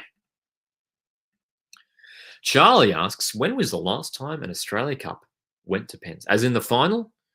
It's a great question. I don't know off the top of my head. Someone let us know in the chat. I'm trying to rack my brain to think the last time an Australia Cup final went to penalties. Not in recent times. First yellow card of the game. First yellow card going to Marin Jakalic for that foul on Valupale. Trying to think as well, that the last cup final that may have gone to penalties hasn't been for a few years, right? Unless I'm missing one, an obvious one. I mean, has any of them gone to penalties? I don't know if any of them have gone to penalties. Someone let us know. Someone do a quick Google search for us. Victory looking to get forward again. Macarthur having to do a bit of defensive work here. 10 minutes into the second half, and it's continuing pretty much the same pattern as the first half. Macarthur with a couple counter-attacking opportunities, but Victory overall looking a little bit stronger, but still need to make the breakthrough on the scoreboard. It's a great pass over the top from Valanon. Piscopo on the left, has Boss inside. Piscopo going himself and delivering. No one is there for the cross.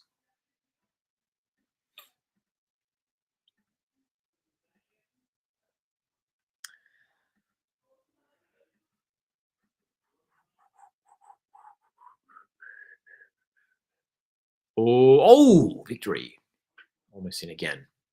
Bratton is there to scramble it clear on his fast Piscopo.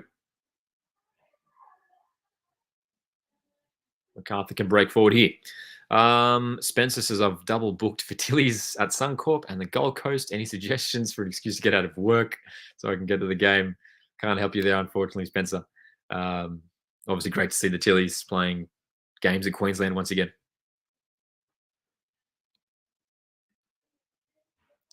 That's right, Troy. Yeah, fantastic when Amini was back at the club as a youngster. Charlie says, did the research. Don't think it has ever gone to pens before. Charlie says that it's only gone to extra time once. Is that right? Wow.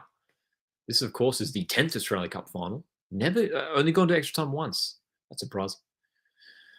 Piscopo. Shooting. Trying to curl it, but didn't get the desired curvature on that shot.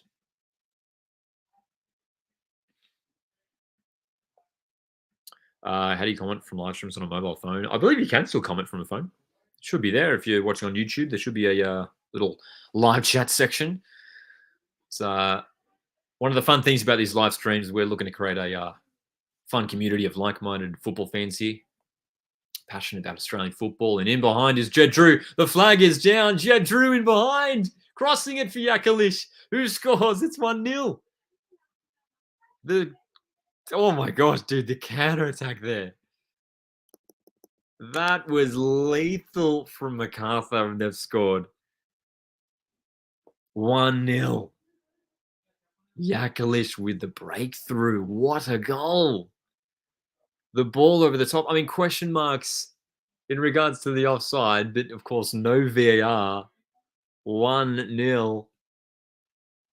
Dude, I mean, the replay is going to be interesting here. Marcus says deserved. Should have taken our chances, says Liverpool. That ball, definitely onside. Definitely onside. Well-timed run. And dude, Victory's defense just went missing because Gary had to come across there to cover Jed Drew. And Yakalish, fantastic. 1-0 to the Bulls in the final. What a huge moment. You don't often see too much emotion from Milos Dejovski, but he was happy about that one there on the bench. Marcus, he says, Keely Adamson, wish we kept in. It was him. Adamson was the one that played that ball over, right?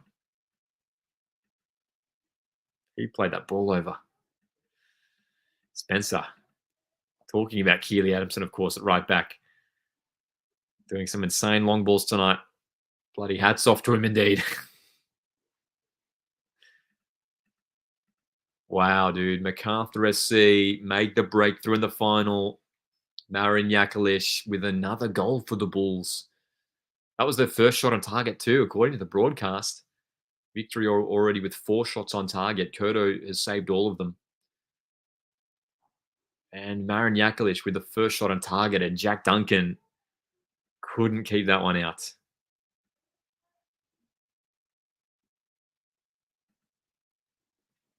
Piscopo, crucial block. Clearance made. And the foul on Jed Drew by Miranda. Bruno, is he coming on? Bruno Fornaroli, is he coming on? I mean, if you're searching for a goal, not a bad play to bring on.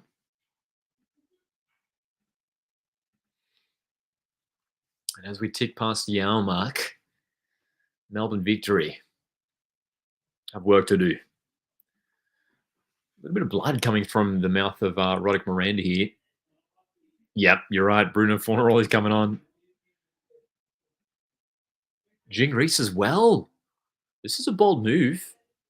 Jing Reese is well set to come on. I mean, Nishan Velupale has been pretty quiet for Victory on that right-hand side, so maybe a change there. Maybe just Nikos Virgos to be coming off for Fornaroli, perhaps. Wow.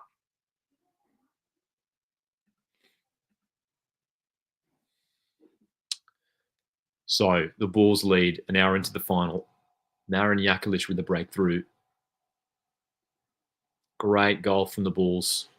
Ball over the top. Fantastic play. No, I'm not listening to the audio. It would be great to because sometimes there's key information on the audio of the broadcast, but yeah, too tricky doing the stream, obviously. Yes, they are related. Casey and Jordan Boss, both related. brothers, and both left backs as well. But they play the same position. Yeah. But yeah, as we were saying a moment ago, Keely Adamson right back tonight for Macarthur SC, having a great game. Great game indeed. Leanti says, come on, Macarthur. They've been good tonight. They haven't dominated the stats, but they've done well to hold out Melbourne victory. And all game, they've looked pretty good going forward. Hey, they just haven't created the quality chances, but they got that one, and they well and truly took it. So, as we enter the final half an hour, Victory preparing these couple changes. Spencer says Adamson for Socceroos right back. Who knows? Could happen. He's certainly a talented young player. He's obviously got enormous potential considering his age. Miranda goes long. Boss again down the left, but that ball's going to go out of play. So is this the time for that sub? We saw a moment ago Fornaroli and Jing Reese preparing to come on. And it's going to be interesting to see who comes off. My prediction is that it'll probably be Virgos and maybe Velupale. Are we getting these changes now?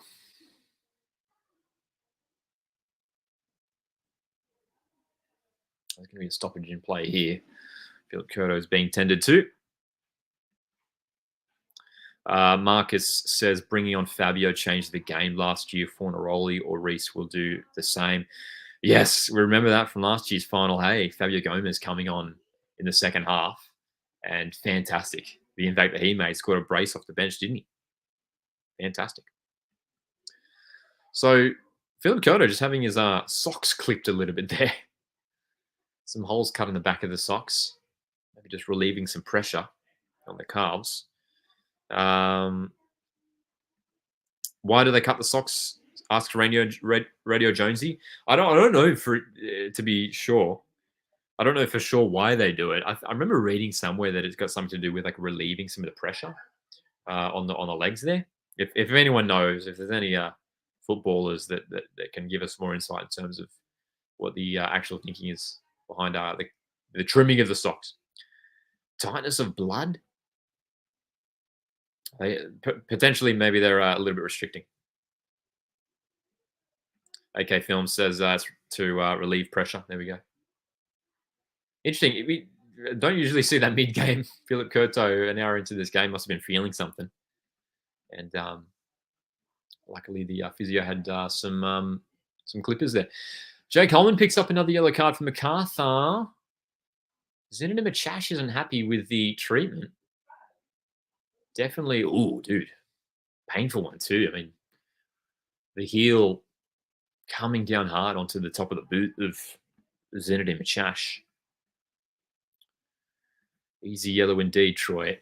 Easy yellow indeed. Nothing more than that, but definitely a bookable offence. That was a strong contact on the boot of Machash. But this is a fascinating area of the pitch for Victory to score from. Definitely within range. Definitely within range. Have the substitutions come on yet for Victory? I don't know if they've been made yet. It's like 5-6 minutes ago, we saw the subs warming up. There's still no sign of them.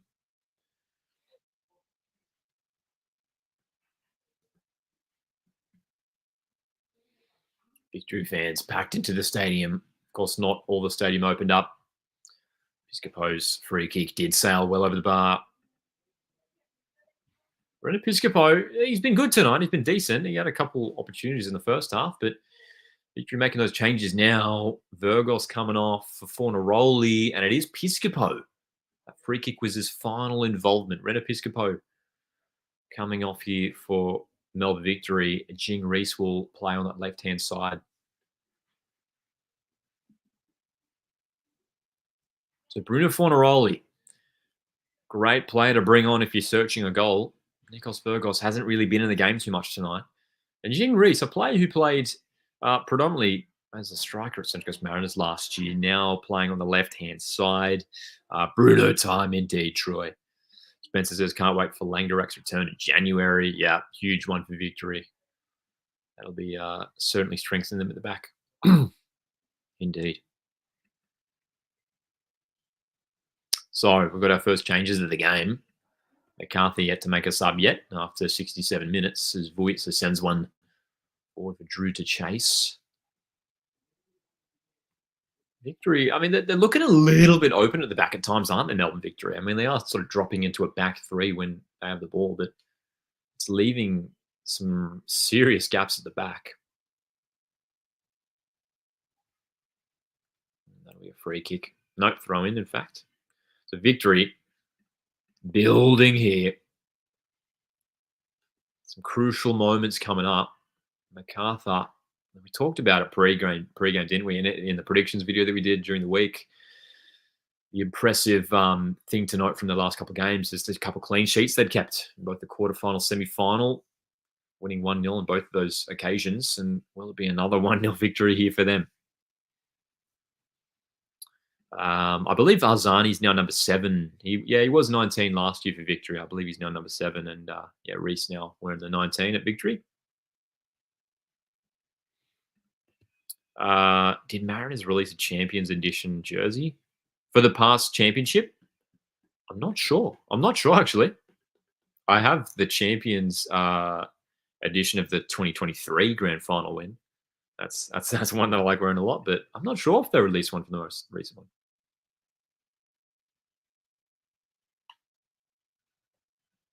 So, the Bulls still looking dangerous when they get forward on the counter, don't they?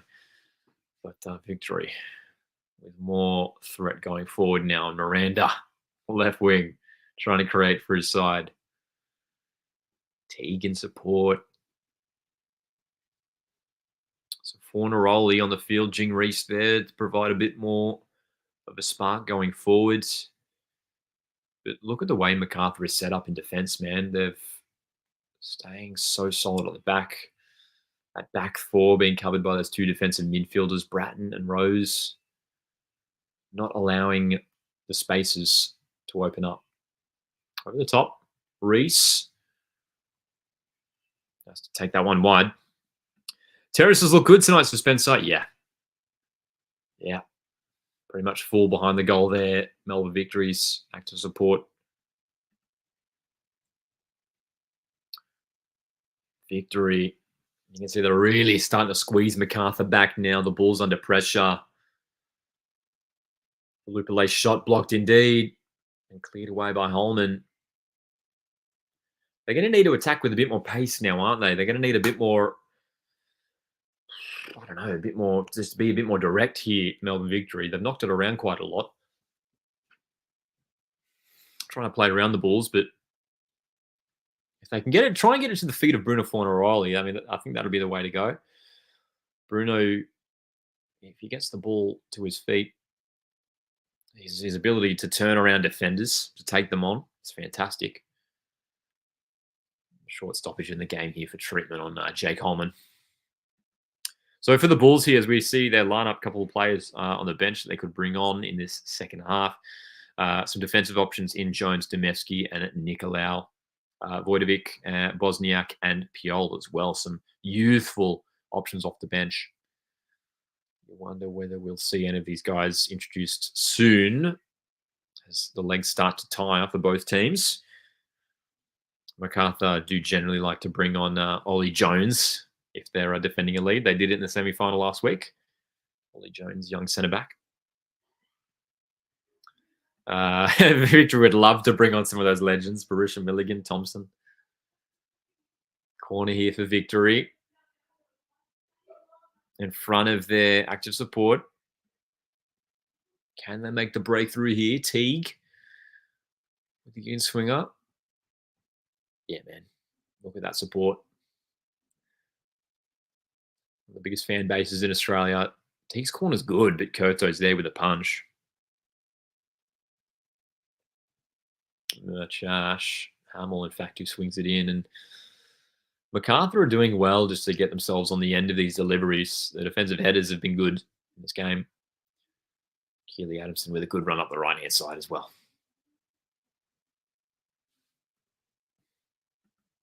Troy says, I feel like when Macarthur defend, nothing gets past them. Reminds me when Stajic got to us, got us to that home elimination final. We couldn't score to save our lives that night, and we gave it everything. Yes, I remember that one very well indeed. Mariners returning to finals, and Macarthur SC. That was their first season, of course, in the A-League. Macarthur knocking out Mariners in that elimination final. Jing Reese crosses blocked, but Victory with less than 20 to go on the clock, coming closer to this equaliser. Couple changes. Victory have already been made. Fornaroli is coming for Virgos and Jing Reese on for Piscopo, and Macarthur are going to make their first change of the game. Dean Bosniak, young player. He's going to come off here, and Roderick Miranda physically removing Jake Holman from the field. Holman looked like he was taking his time leaving the pitch, and Roderick Miranda wasn't happy about it. So Bosniak, Dean Bosniak, who started in the round of 16 game against Newcastle Jets in that number 10 position, he's on to replace Holman for the final stages of the game.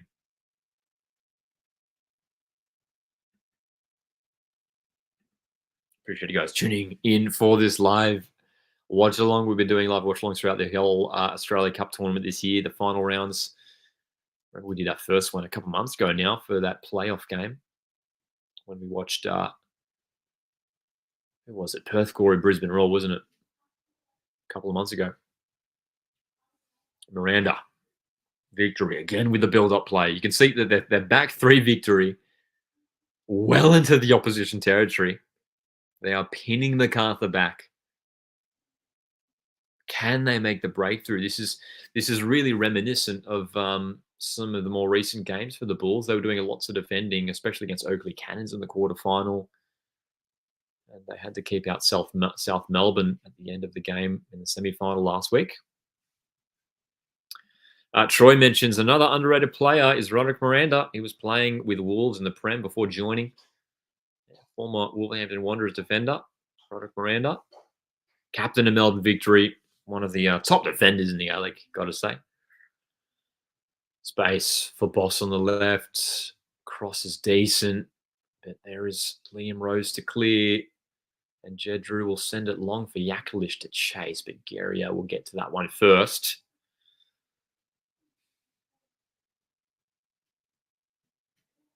Time is ticking by, isn't it? The second half has gone by pretty quickly.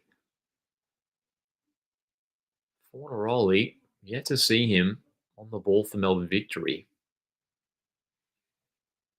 Macarthur's 2 central defenders, Uscock and Yeoman, have really limited Melbourne Victory strikers, haven't they? Haven't given them any time on the ball.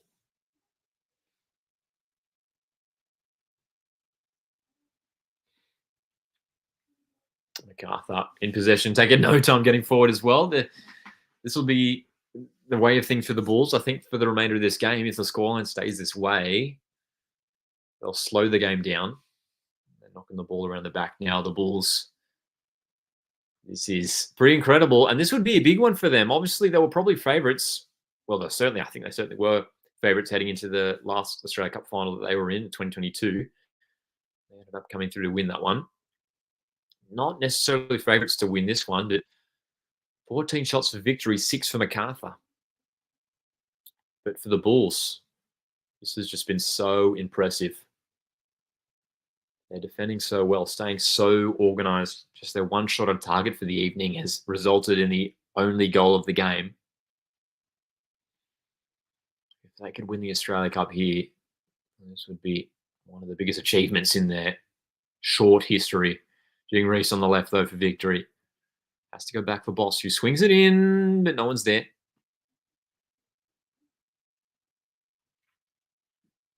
Yakalish back for Voyitsar, who will bring it forward. Great passing play here from Macarthur. They've linked up really well, the Bulls, too, hey? I don't know what the passing accuracy stats would look like, but it feels like it'd be pretty decent. They haven't had too much time on the ball in this game, but they've made good use of it. And they're moving it around well to find the spaces to try and break through. If they can get a second goal here, Macarthur SC, that would be monumental. Just to really push Melbourne Victory back. And here's Dean Bosniak, who, ooh, is that a free kick? It is, but it's for the first challenge by the looks of things, according to the ref. Bosniak, that first one certainly looked like a foul. The second tackle was probably a foul as well. Macarthur SC here, they've been without their star striker Valerie Germain, and that was the concern for the Bulls heading into this game, where the goals were going to come from. Well, Marin Jakalic was the man who took the opportunity and leads for his team here. Macarthur 1, Melbourne Victory 0. 77 minutes played.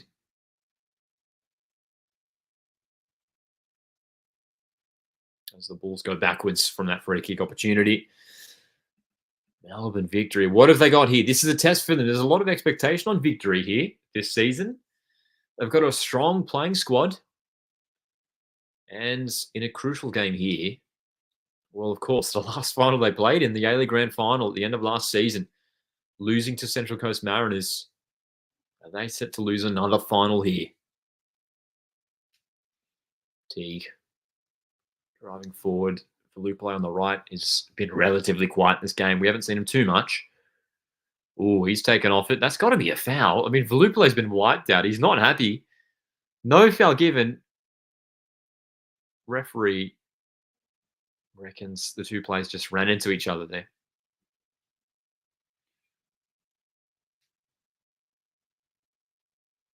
Bosniak.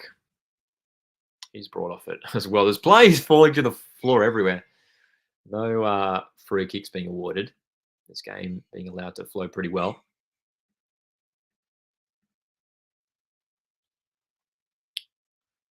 Bosniak.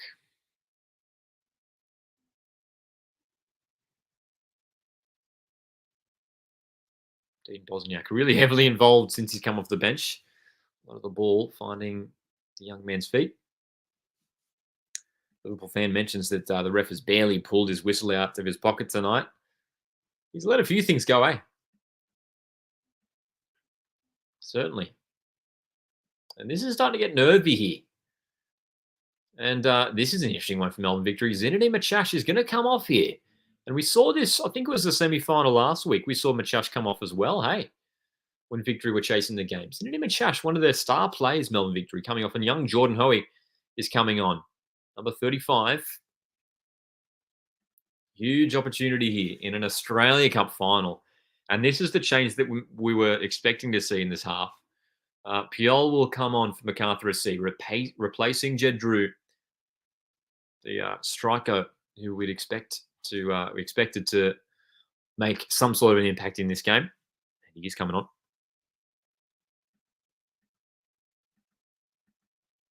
Justin mentions that pen call is looking more important every minute. Yeah. I mean, Melbourne Victory fans, I think you've been hard done by us for sure. And if it's going to end this way, Victory fans are going to link back to that moment in that first half where his brother Casey Boss was brought down. Keely Adamson was the one that made the challenge. Certainly looked like there was contact.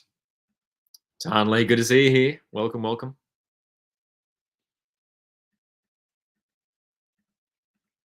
Dane Sports, welcome. What do you reckon for Victory right now? Oh, they're still absolutely in this game. They just need to create some more opportunities, but they're struggling to break through this Macarthur backline. That's the problem. So they need a bit of individual brilliance here, if you will, to break through this solid backline. And as we enter the final 10 minutes, time is starting to run out. Lineup prediction for our game on Tuesday. I hope Ngor plays. He's rapid. Yeah, I was really impressed with Sabit Ngor for the Mariners in match day 1 on the Asian Champions League Elite. I hope he starts again. I'd expect the lineup to be similar. I would expect the lineup to be similar. DiPizio should still be out. I'm pretty sure he's still on national team duty with the young Socceroos who are over in Saudi Arabia at the moment. So I think the lineup will be similar for the Mariners. I don't know if I make too many changes, to be honest.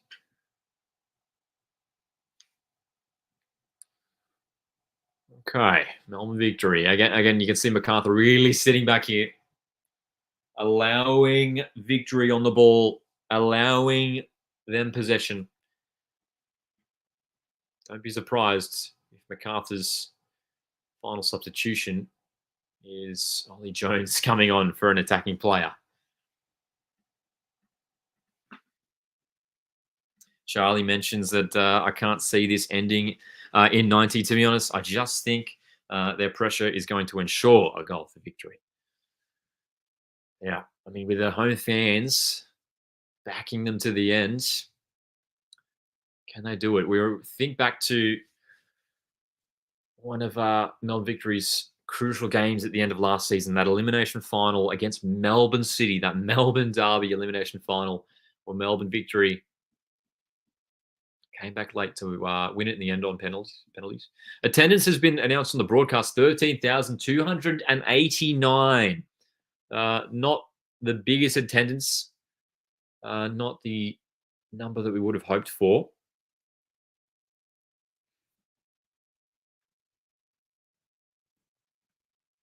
Considering this is a cup final, one of Melbourne Victory's biggest games in recent years.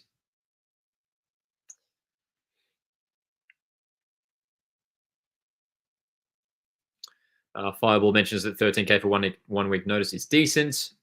Yeah, it is worth mentioning that the date for this final was the Australia Cup final is usually the final date is scheduled in very early on in advance. And the scheduled date was October 5th, Saturday, October 5th. So next weekend. And that was the scheduled date for a long, long time. And we all had that penciled in our calendars. And only just this past week was the date brought forward. I believe Amy Park wasn't available next week, if I'm not mistaken. Ryan Teague delivering. Oh, Fornaroli's there. Appeals for a handball. Referee says no. Fornaroli with a smile on his face. Fornaroli with a chance. I mean, it was from close range too. It came straight off the boot. No. Didn't even hit his hand. Didn't even hit his hand. It came off the hip. I mean, when it's traveling that quickly, Fornaroli probably thought it nicked his elbow, but yeah, no chance. G'day to AFL Derby here in the chat.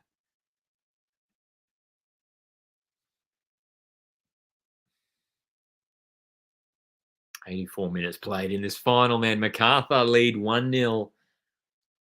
The Bulls set for one of the most historic wins in the young history.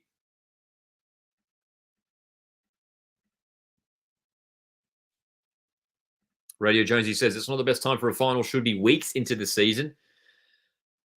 It's an interesting topic of discussion as Velupale dribbles his way through. Boss sends it in. Victory getting closer here, aren't they? We'll come back to that one, Radio Jonesy. It's an interesting discussion point, that's for sure, in regards to the timing of the Australia Cup tournament. The tournament itself is played through the calendar year. Cross from Boss. Reese can't get a header on it. Comes wide for Boss again. Feeding it for Teague, who hangs it up. Decent delivery, but defensive header from Uskok is good. Struggling to get it clear. Miranda has a swing, but he goes wide too. Wow, dude. Victory getting close for sure.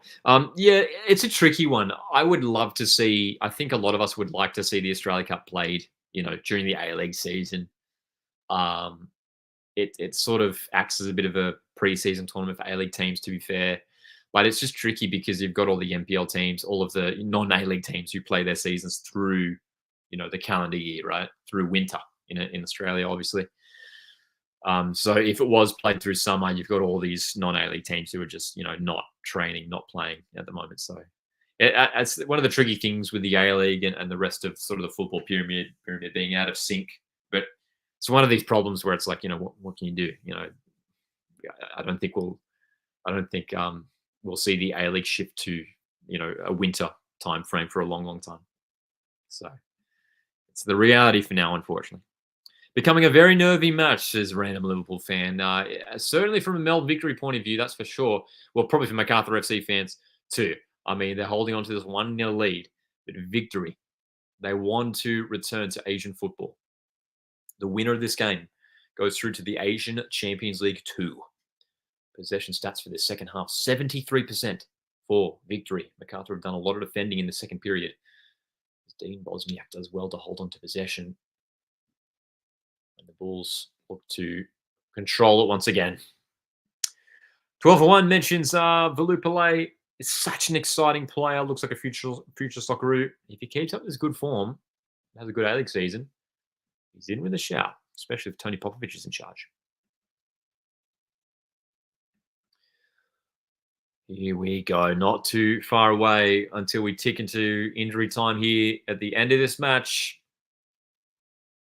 Winners of the Australia Cup just 2 years ago, Macarthur FC, moments away from winning it again. Only 2 other teams have won multiple Australia Cups.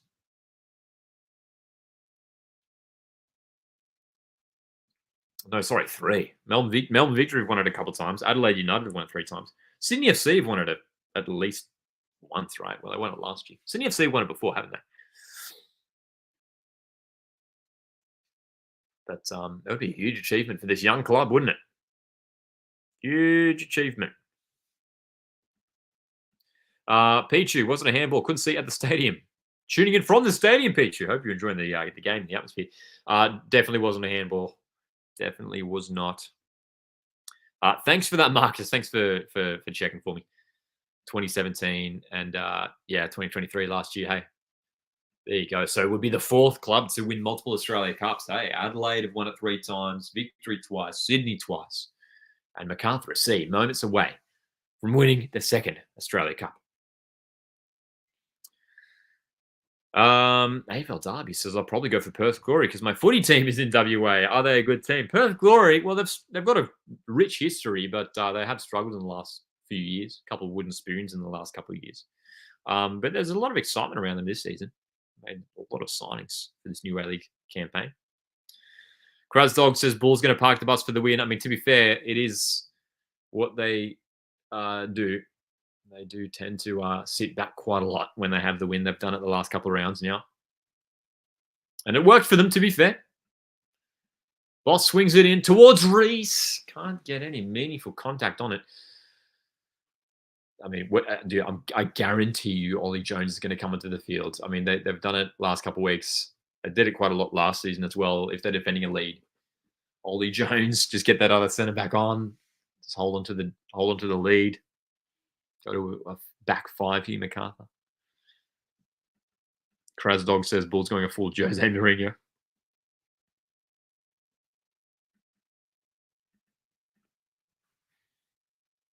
Melbourne Victory, dude. Like, they haven't been poor in this game. Victory, haven't they? Oh, good clearance from Uskok. They haven't been poor, Melbourne Victory. They have been good. They've had possession. They've created some opportunities.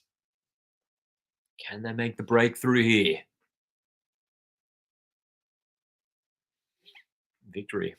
Have they used all their substitution windows? I think they have. I think they've got one more left, haven't they? Wateroli and Reese coming on at the same time. Jordan Hoey came on for Zinedine Machash.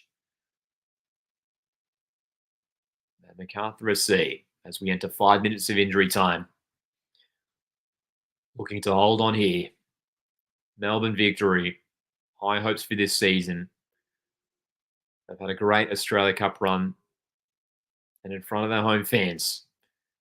Can they make this a miracle at the end? Appreciate you guys tuning in for this live watch along. Hit the like button if you haven't done so already. Wateroli. Valadon linking up. Crossing it in. Dude, the crosses are coming in here. The deliveries are flying in. But Macarthur are doing so well to repel these deliveries. Boss looking to wriggle through. Gary is there. Miranda. The defenders are up, helping out in attack. Vujicic hacks it clear. Macarthur, if they can get away on the counter-attack here, Yakalish trying to get to this. Yakalish has got it too. The Bulls are away. Yakalish forward for Puyol, but just can't find him. Oh, dude. I mean, at this late stage, Bulls score and it's done, man. If Bulls score, it's done. It's over. Remember, 5 minutes added on here. 5 minutes added time. Melbourne victory. What have they got? Who's going to be the hero? Who's going to step up? Can they make the breakthrough? Velupillay on the right once again. They've got another corner. Another corner for Melbourne victory. Ivan Voits has been so good this whole Australia Cup run for Macarthur FC. One of the more underrated left backs in Australian football. Patrick Isnorbo on the sideline, continuing to bark orders. Philip Coda, great claim. I mean, this guy, talk about if we're picking a player who, in terms of maybe who's been the best player on the field tonight, maybe the entire Australia Cup as well, Philip Coda has to be up there. This guy is incredible. Oh, Puyol's in behind here. What's going on here? Oh, he's dead. That's a pen. That's got to be a pen. No. Well, the referees let a lot of things go, but that might be the most blatant one. I mean, Puyol's just ripped to the ground there and no penalty awarded. And that would have sealed it for Macarthur, surely. That's bewildering. Puyol was torn to the turf there. The replay being shown. Valadon ripping Puyol to the turf. Long ball for victory. Reese misdirects the header. Macarthur FC, man, this is really an admirable performance once again from them. 3 consecutive weeks they've had to travel to Victoria. And look at that, we've called it once again. Ollie Jones preparing to come on late on in the contest to shore up things at the back. Victory, can they score late here to send this one to extra time? Final moments, final seconds. Everyone's back for Macarthur, man. Everyone's back. Oh, can they get another counter-attacking opportunity here? Yakalish driving forward. It's 3-on-2, dude. 3-on-2. Great pace from Bosniak. Needs the delivery. Gary is there. Minute and a half, dude. Seconds ticking by.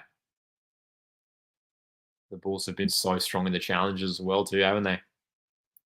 So strong in the challenges. Velupillay on the left. Nishan Velupillay. Can he be the hero? Taking up fatigue. Oh, that's awful. That is awful. That is ridiculous from Ryan Teague. Oh, wow. Skied it indeed. Absolutely skied it with a minute to go in a cup final when you're chasing a goal. Ryan Teague has just sent that one. I mean, that was easily like 20, 30 meters over the goal. That, yeah, you look at the replay and you can see the way the ball bobbled. It sort of skipped up as it came towards him. And as Liverpool fan says here, 20 shots to 6 and 1-0 down.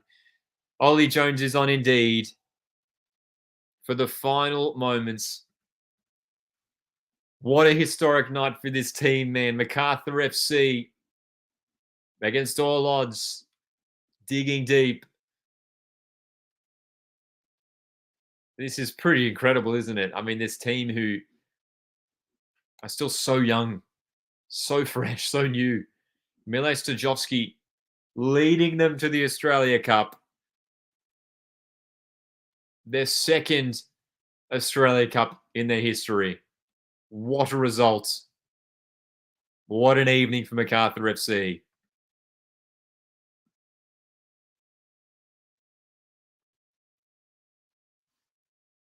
Melbourne victory, man. Final chance. Jing Reese's header is straight to the hands of Philip Curto. Again, they haven't played poorly tonight, Melbourne victory, but Macarthur FC have just stood up in defence time and time again tonight. Philip Curto has been on the end of absolutely everything. And Macarthur FC have won the Australia Cup for 2024. Incredible. What a result. What a defensive performance. Another historic night. Arguably the biggest performance and result in their club's short history. Marcus says deserved. Incredible. Spencer says no Arzani paying the price. Wow. John says credit to Macarthur. This Australia Cup has been built on a solid defence. This last performance has been all the more impressive away from home and without Valerie Germain. That's right, dude. Absolutely incredible. And there was so much concern.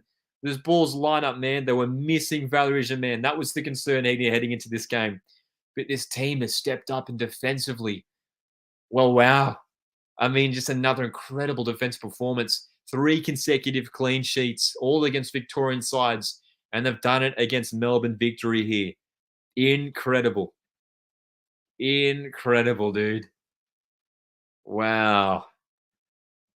And that's right. As Peachy says here, GG's Macarthur thought Victory would have won at home. And that was the expectation. The expectation was Melbourne Victory were big favourites heading into this game. Oh my goodness. Radio Jonesy says congratulations to the Bulls as well. Football is a cruel sport, says Liverpool fan. Justin says shock results. Congrats, Bulls. Wow, dude. I mean, this is a huge result for Macarthur SC. This is a team who are obviously still trying to find their identity, their place in Australian sport. And it's a massive, massive win for them. Their second Australia Cup in 3 years. This is pretty incredible. Absolutely phenomenal. And Yakelish's 58-minute strike wins it in the end. Incredible. Oh, guys, thank you very much for tuning in for tonight's game. I really, really appreciate it. Macarthur, a gutsy performance. Melbourne Victory. Well, they played well. They created all the opportunities, but they weren't able to break down Macarthur in the end. I'd appreciate it if you hit the like button on the way out. It's great to see all you guys tuning in. It's been a very enjoyable Australia Cup for 2024. And of course, we're going to have plenty of live watch-alongs coming up for the A-League season. So make sure to stay subscribed to keep up to date to future watch-alongs. We're definitely going to be doing some live stream content for the Socceroos games coming up in a few weeks' time. I appreciate it, guys. Thanks once again for tuning in, and I'll see you guys in the next one. Cheers.